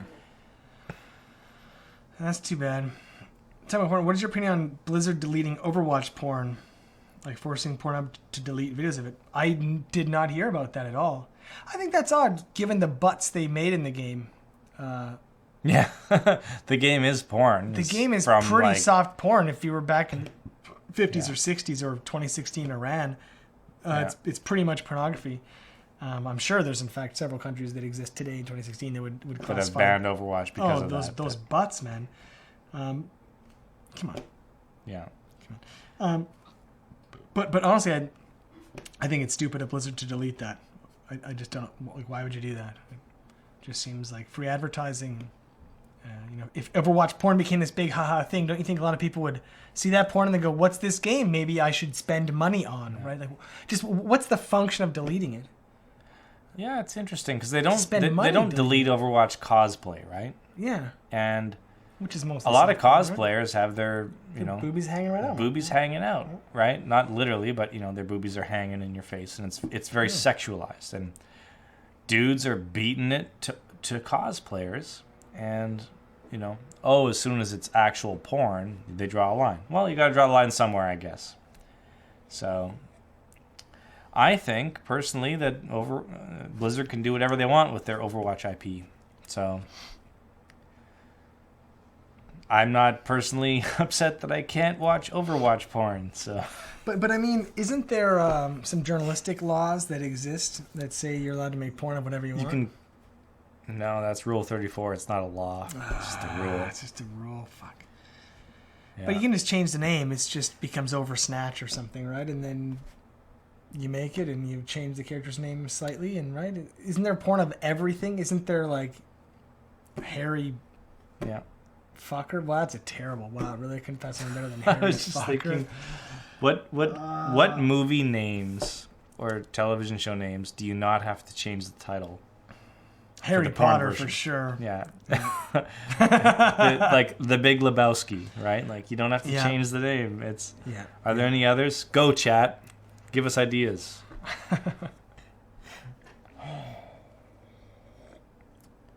Yeah, Twitch will slowly migrate into teledildonics. I guarantee you. Well, yeah. Or they'll actually just have a separate brand company that does teledildonics that has the same infrastructure, the same interface as Twitch. Looks a lot like Twitch, but isn't Twitch. Like Chatterbait and all those, right? Yeah. There's several of those. I wonder if Twitch owns any of those. Yeah. It's all live streaming porn stuff, It's all. Remember when we were gonna live stream on Chatterbait? We still What happened to that plan? We should play poker on Chatterbait. We should. Live stream poker. Can you get banned on Chatterbait for not showing nudity? Do they have like the reverse clause of Twitch? Like if you don't show a titty for an hour, you we get were banned? gonna hire some tits. That person that was gonna deal poker. Yeah. We should do it at Mark's place. We should have the exact same stream we have now. We're like, hey guys, welcome to our set, and just the entire time there's just a girl standing behind us naked. And that's Who's it. the dealer? Remember she was going to be the dealer on that poker game. Yeah. She was going to be at our top. We could probably find it's Toronto 6.5 million people. I don't think we have difficulty But finding. she was just sick that night. So there's a mutual or a friend of a friend that was going to be. We had a big poker party, a dress-up poker party at a friend's place, and he had hired a topless dealer. And it was like a gentleman's poker night, and everyone was, it wasn't like porn or anything. It was just going to be like a gentleman sort of dress-up type event. And she was sick that night. She just got sick last minute, and then, But, like, we could live stream on Chatterbait a topless poker game with a couple of cameras, and then how do we show everyone our cards, though? Because it's not really interesting if you don't know the player's cards.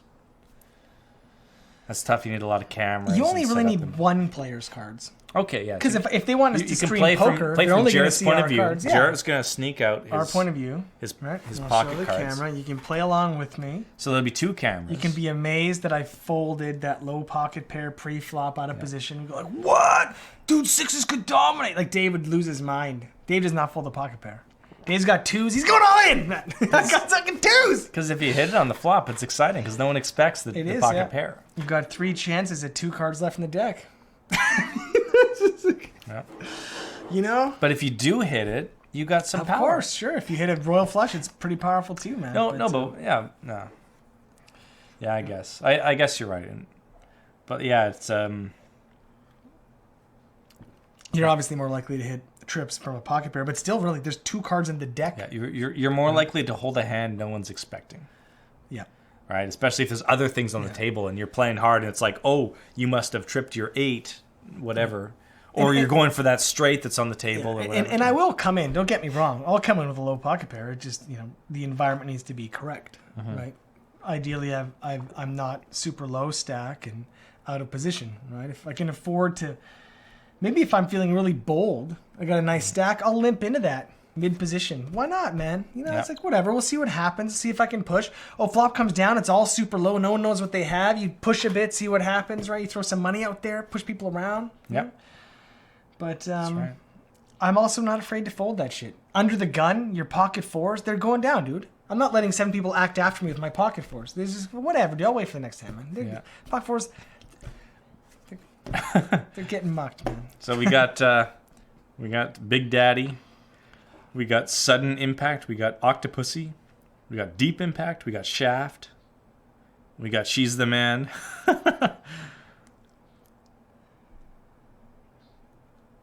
Those are some good porn movie titles. Toy Story 2, Toy Story 3. Yeah, that's pretty funny. There's a Gone in 60 Seconds is pretty funny, actually. And that's one that... Freddy Got Fingered. Yeah, almost too obvious, that one. But The Godfather, that's a stretch, Evil Cyborg 10. But Come on, yeah, The Godfather. But we'll take it. It's a movie reference. He's a reference. Oh, it's a porn now, is it? Oh, is it? That's what he wanted. Home Alone. Mm-hmm. Is there a movie called The Jerk? No, but seriously, Case Bang, really? You haven't seen The Jerk? It's really good. It is really good.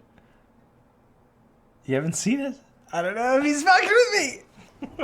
Is there a movie called The Jerk? So Steve Martin was like a huge superstar in the late 70s. He exploded beyond anyone's expectations. And Oh, there is. 1979. Music it's a comedy. really good movie, in fact. And it's what brought him to insane international stardom. All right. It's got one of my favorite musical bits when they do Tonight You Belong to Me on the I beach. haven't seen every movie. Man, I haven't heard of every movie. It's possible. He lost all respect for me. Oh, no. Oh, I'm sorry.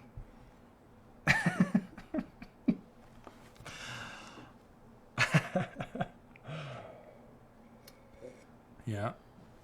I think The Jerk is the winner. Big Trouble in Little China. Ooh. Yeah. Not so bad. The Hammer on the nose. Yeah. Wow, it's hot in this mall. No, I'm itching to play poker. I All know. this poker talk? When's the last time you played poker? Like 50 years ago. It's garbs. I haven't played poker in forever. I'm having a poker night. Yeah. I'm having a poker night. That's it. I'm hosting a poker night. We got to do the online thing, though. We got to play with Dave. Yeah. We have to find a way to play with Dave online. That's like... But not There's online gotta like be Poker some- Stars, right? You mean like... Yeah, just... I think we have a laptop up at the table, and it's his face, and we devote someone to show him his cards, and that person acts on So Dave's he's just behalf. on Skype, yeah. And that person is only acting on Dave's behalf. They're not also in the game elsewhere. There's no, Do it on streams. no conflict of interest. We just...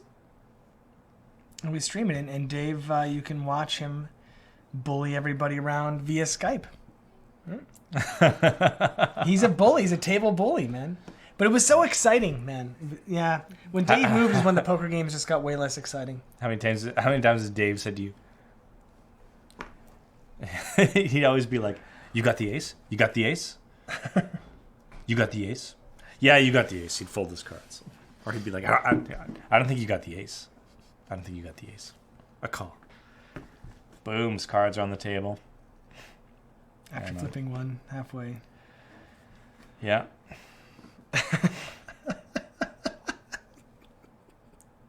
Yeah, man, Dave playing poker, that'd be a big stream. We just have to figure out the logistics and, if we have... Yeah. Tabletop Simulator is good for poker. Is that multiplayer, remote? Like, can he be in China playing poker with us? Tabletop Simulator. Huh. On Steam. $19.99 US, huh? It's a pretty big buy-in. That's a pretty big buy-in. Let me see here. What do we got? Huh.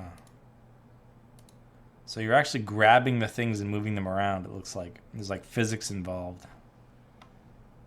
You can let your aggression up by flipping the table. Uh-oh. It's just a physics sandbox. Make your own game. Well, I don't want to flip the table. How come this looks like 1998 physics and graphics and font I know. What, 20 more than Tabletop a movie? Simulator. Oh. Who recommended that piece of ass? Wow. No, Netflix just literally at this moment let me know that they have raised my price. Can you believe that, man? My Netflix account just went up $2. Checking my email on stream. Garbage. $9.99 Canadian a month to access just tens of thousands of hours of. Can't believe what a ripoff. Wow, it went up $2 a month. It's crazy, man.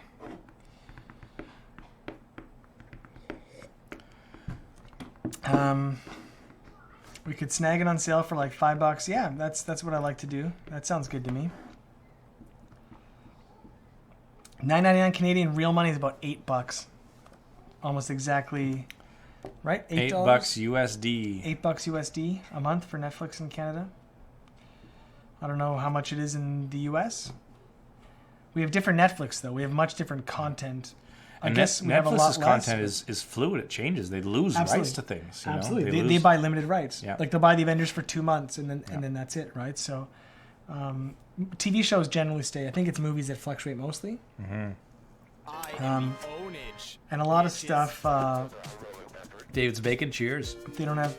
Oh, thanks, it's David's Bacon. Nice, 5 months, man. A lot of TV shows they won't have all of the seasons, right? Better Call Saul, they've got one season. Lemmy Show, one season. Can we please get the second and third season? Give Lemmy some money. Come on. Jesus, man. Like one season of Lemmy Show is really, really disappointing. Like I hate having to go and torrent the rest of somebody's shit, right? It's like, come on. Or buy the Blu-ray online. I hate having to do that.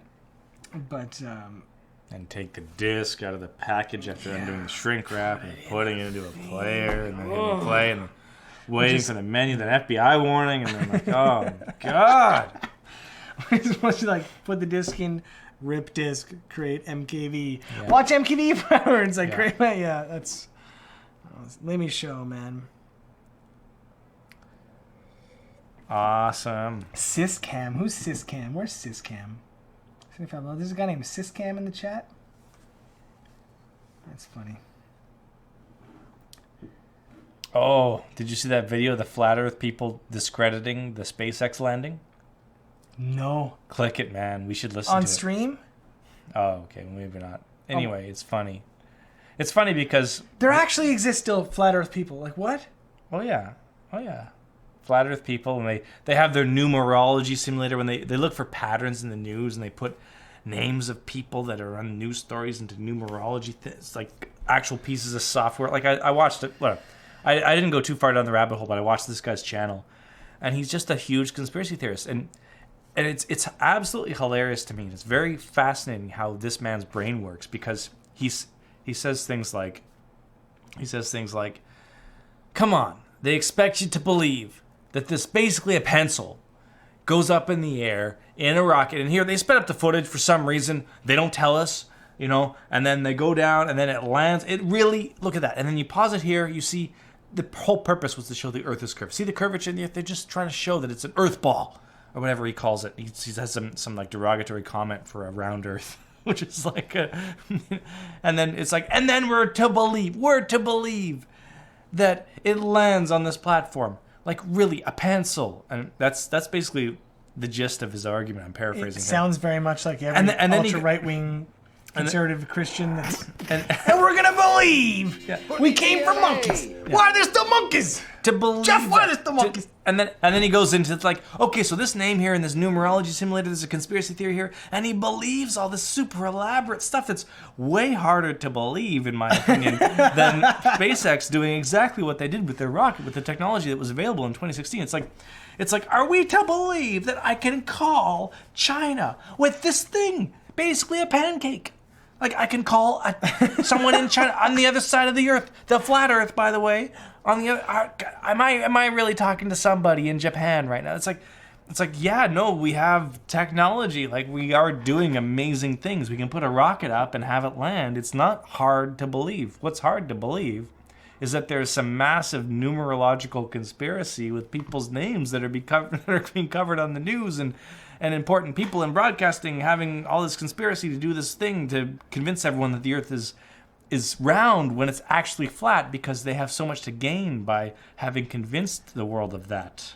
Yeah, what is the what's the intention? What is to be gained? Why does the conspiracy? Usually when there's like, oh, there was a conspiracy, the Gulf War was a conspiracy. Well, it's because, say Halliburton stood to make $3 trillion. Like, okay, at least there's motive.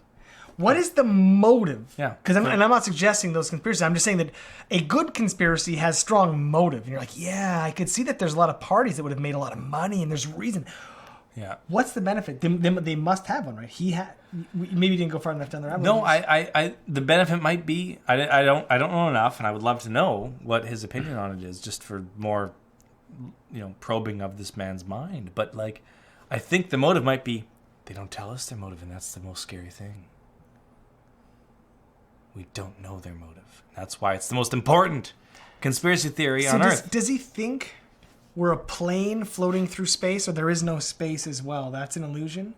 How thick is the plane? Like, are we living in a 3D plane? Does he believe in a two-dimensional universe? We perceive 3D through some, like, just like how is the universe cobbled together in his mind? Yeah. That's what I'm really wondering. Yeah. Are we like in fucking Superman? The guy's trapped in that thing. Yeah. Yeah. Are we a plane of indeterminate width flying through space? And like you want to ask like, okay, so what is your evidence for flat Earth? Well, it's flat. Look at it. You can see it's flat. You're looking out at flat land, flat ground. Have you been in an airplane? And then wow. Like, well, I've been in an airplane and it still looks flat to me.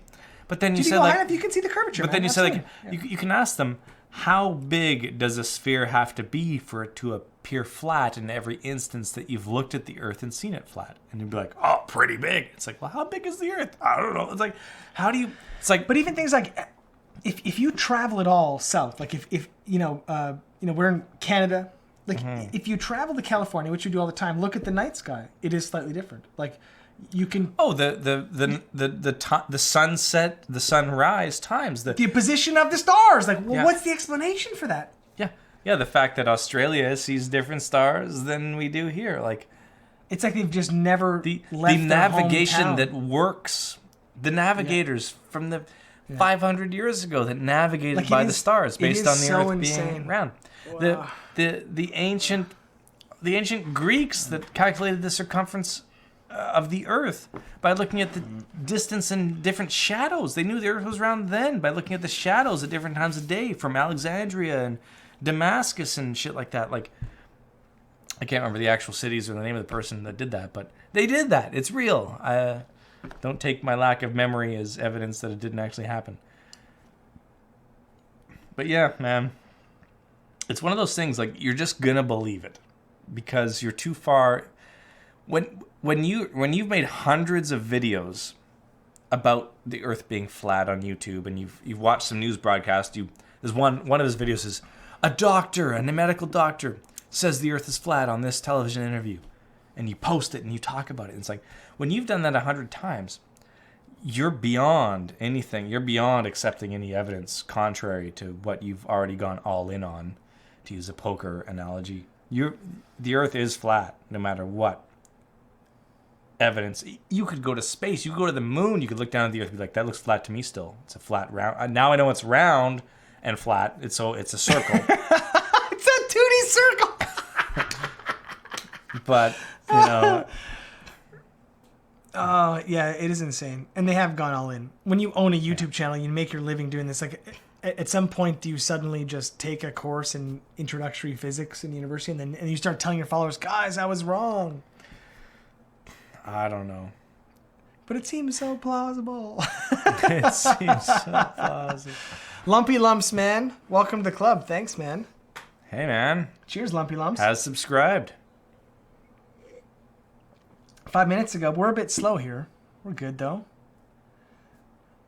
That's right. There's a stream delay. Yeah, 5 minutes delay. That's all right. Yep. Damn it. I had another topic. Oh, sorry. You want to Trickster scroll God. up? Scroll up and see. Leaving dinosaur bones everywhere. The Trickster God. Yeah.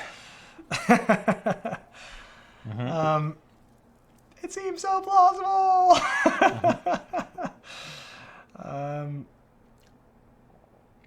Where ideology begins, the facts no longer penetrate. Pretty dropping the... That's a truth bomb right there. Yeah, truth bomb, man. Yeah. Nicely done. It's true.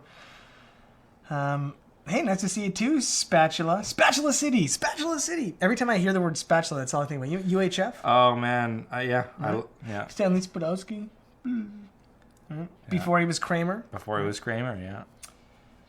Stanley Spadowski. I have no idea how that film holds up, but when I was 10, I thought it was really funny. That's all I can say. Have you seen it in the last 30 years? I have. 25? And I think it's still really good. It has great story Really? structure. But my main critique of it is that the denouement goes on forever. And it goes on so long that it's awkward. And the way it's shot and directed, and it's like, he's in the crowd that is celebrating for like 10 minutes, wrapping up every story, going from person to person, and everyone's still cheering and it's like it gets to be awkward. Like, Is that the point? It might. Well, I don't think it was. I think it's kind of like, the experience they had making movies and whatever, because they had a lot of creative control on, which I'm really glad, right? But it's wrapping up and getting a nice film package is hard to do, and it's like, but anyway, it's a minor critique. I didn't notice it when I was younger watching it, but now as a filmmaker, I'm like looking at it, I'm like, oh, that's a long wrap up right there. Wrapping up their stories all in this cheering crowd that doesn't stop cheering, and it's like, I don't think they did it to the point where it's supposed to be a joke, but it's a great film. Supplies! That's so Supplies, terrible. man. Like it's a lowbrow humor, but man, I used to think it's funny. Like, I've seen the movie at least 5 times. I remember when it came out, we all thought it was pretty funny, man. Yeah, pretty good times. The gags of like their boss throwing them super far and all that, and the Twinkie Wiener sandwich and but it is a good movie, and the references might be lost. Like, if you don't know how big Indiana Jones was and how nobody did parodies except Weird Al. Like think back to the early 80s or the mid 80s, when parodies weren't a popular thing, right? It was rare to see a parody. Like, you'd see Naked Gun, that was kind of a parody, but to be there in how big and serious Indiana Jones was, and to see an Indiana Jones parody in another movie was absolutely hysterical. And now parody is an automatic knee-jerk reaction, and everyone's doing it. And you have to understand that the way that Weird Al parodied music, he also parodied film and television, and mostly film in that movie, but it was done in an awesome way. He kind of invented that level of parody and quality. So watch it with that in mind, and knowing just how big Indiana Jones was and how big Rambo was in the 80s and all that kind of stuff that he's making fun of. I think you might really appreciate it, or strive to appreciate it as much as somebody did back in the day. It's too bad he didn't make other movies. Still making music, though. Still making music. Still making music. It's good. Barely aged. Still very respected among artists. And you wanted to say something? I'll say K-Spang text us, and a few people have said this, discuss the future of Pwnage like you promised you would, unhappy face. And we should. We're coming near the end, right? We said we'd go 5 at least minutes. 3 hours, so we end in 5 minutes. Typically we go a little bit longer, but it is actually like 30 degrees in here. It's hot. And And my contract says 3 hours, so Yeah, and I gotta go and play some poker now because I'm like Jonesing for the poker. just for the poker, man. Damn. And League too. Just video games. I haven't been playing enough, and I miss it. Damn. Anyway. So future of Pwnage. We're gonna talk about a little bit. Do it. Yeah. Okay. So, So for the past week. Oh, hold on. Got a message here.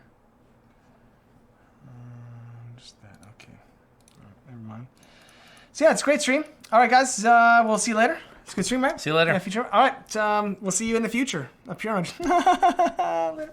Turn this off. No, but so this week Jeff and I sat down because we had the movie release last week, and we said, okay, this is it. This is the week. So we got together this week, and we've started to build a Patreon campaign around Pwnage and what we may be able to do with it in the future and what we want to do. And we've been paying obviously very close attention to what's been happening with the movie in terms of sales and what people have liked about the movie and not liked about the movie, for better or worse, reasonable or completely no idea what they're talking about. I've read every single review on Reddit. I've read the reviews in the forums. I've read every single tweet, Comment on video, every single comment on video, every single thing that anyone has posted. I have read, good and bad. And mostly, overwhelmingly, 98% very, very positive. People have really, really liked it. And of course, there's some people that didn't like it, particularly on Reddit. I learned a lot about the culture of Reddit, I think, this week, right? And how it's different from other feedback forums. And but nonetheless, even in reviews that I think the person writing the review doesn't really fundamentally understand filmmaking or what makes a good film, both things. In general, I think there's still value in all feedback because at the end of the day, ultimately, if you want to make something that, resonates as loudly as it can, you need to understand what the average person likes and doesn't like, right? And so unless you're trying to make a really niche product that only appeals to a couple of people, you really need to understand everybody. And so I'm really grateful to everybody, even if you totally shat on the movie. I'm really grateful that you took the time to type out your huge Reddit essay about how much you thought it sucked. I really appreciate that. Well, it can't suck that much if you spent the time to talk about how much it sucks. That's true. For That's 6 true. paragraphs. That's true. So although at the same time, I have written paragraphs. I've been that guy in the past. Yeah. I've written paragraphs in anger. I did it for StarCraft 2 in beta. I was in the StarCraft 2 beta forums ranting, man. I was in the Ultima Online 2 forums. Game never came out. There's been a lot of games in the past, and a lot of the reasons I ranted because I was very passionate about the product, very passionate about the environment, and I just wanted the best for it. So I think a lot of people that are like, they're making these big rants. I'm just I understand that maybe the movie specifically for them didn't live up to what they wanted out of it, but they love Pwnage. And if they didn't love Pwnage, they wouldn't be spending all that time. Yeah. And a lot of people spend an hour or more writing that and putting their thoughts down. And even that says something, right? That Pwnage, at least at some point in the past, really, worked its way into their heart somehow. So I do appreciate that. So, all that said, it looks like what we're leaning towards, right, what we're building, is not, at least as of today, a sequel to the movie. I think we'll take a step back from the filmmaking Pwnage process for now and see how we can make it work on the web. Right? With a combination of what we're doing now, which is live streaming and much easier for us to pull off, right? And leading up to and trying to resurrect in some way that makes sense for us a web series. And we're going to try to do this through Patreon. We don't have much hope that we'll get any sort of traditional financing for this. There's not much chance we'll get proper TV financing, right? I think. It comes down to the fans. So it's going to come down to the fans, much like the movie. And so we're putting together a Patreon campaign, and we're assessing all the costs, the sort of investment that we need to make personally for our lives and to bring everybody on board and to make the kind of web series that we would want to make. And we'll see how much the fans want it, and we're trying to build it scalable. So at the very least, we can produce a little bit of it, and it's better to have a little bit than nothing. And the more people like it and the more people want it, then we would be able to produce more. That's not incredibly vague, but without getting into super specifics, that's what we're trying to do. Is build a scalable funding model that allows us to produce more based on how much people are willing to finance the production of. And all the details will be in the Patreon campaign. Yeah. And and so we're still building the Patreon, and we'll be building that. But I would say that you can expect to see the Patreon as early as a week or two from now, as late as maybe a month from now. We just want to make sure it's done well, right? And make sure we've got a good plan, I guess, right? We're really trying to budget and figure out what exactly we need to do the kinds of stuff we need. And at the same time, in the meantime, we're just going to keep reading feedback on the film and take that into account, right? With the web series, there exists a web series, right? We've done TV, we've done a movie, we've done a web, we've done everything. I think we have a pretty good idea of what most Pwnage fans want out of us, and we have a very good idea of what we want to do as creators. And I hope that we can meet lovingly and embrace and do something that really satisfies both of us, right? And that's what we're just trying to work the details out of. Yeah, because we need to be inspired. Jeff and I, I think we have a really good idea of what a lot of people want, but at the same time, we have to be inspired. When we made the original web series, we were very inspired. We were so excited. Everything we were doing was, we were learning and pushing ourselves as creators, and we want to always do that in our careers. It's not fun and it's not inspiring to rehash something, right? Or just keep churning something out like you're going to a job moving boxes, right? So right now, we're just figuring out the minor details, but we'll see if we can revive a web Pwnage content in some form or another. With teledildonics. With teledildonics. That's what inspires us. Yeah. Did I get that all? Is that good? Yeah, that's good. Yeah, that's good. Stay tuned this week. Stay tuned. Yeah. Probably a week, Patreon. honestly, yeah. Patreon, yeah. /Pwnage. It's a good platform. Yeah. It's good. Yeah, it's a pretty good platform. Yeah. We got to sign off, guys. We do. 6:03. Well, you're coming. Okay, you got 2 minutes. 2 minutes. Yeah, 2 minutes. Any questions? 2 minutes. If we're on the web, yes, we can do porn. Next question. Jared, my homework tonight is to watch The Jerk. All right. Can't promise watch it tonight, but I will watch it before the next stream. Got that to my calendar. The Jerk.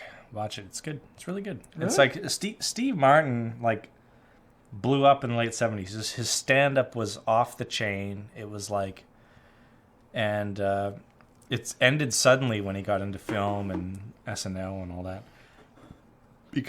Partially because he was so big, he could just say anything and the whole stadiums full of people would laugh, right? It became what am I doing? There's interviews about why he quit and all that you can watch online, but he got to a point where he was doing his thing and it was so big that he didn't even know what it was he was doing.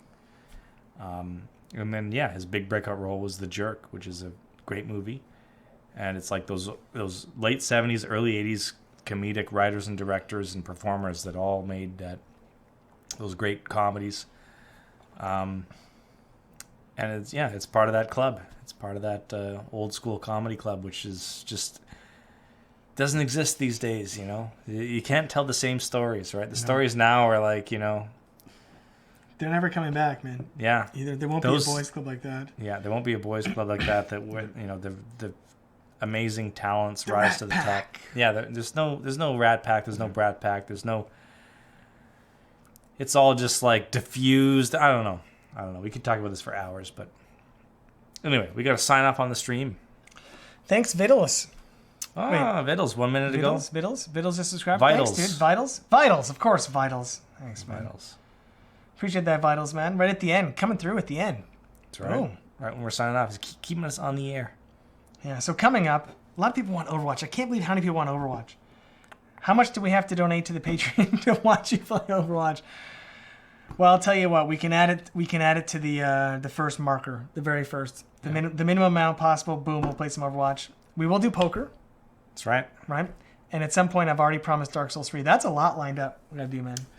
Busy schedule, guys. We got to take off. All right. We're going to make it happen. All right. Thanks for watching the stream. Thanks everybody for joining us. I gotta look over here because I can't.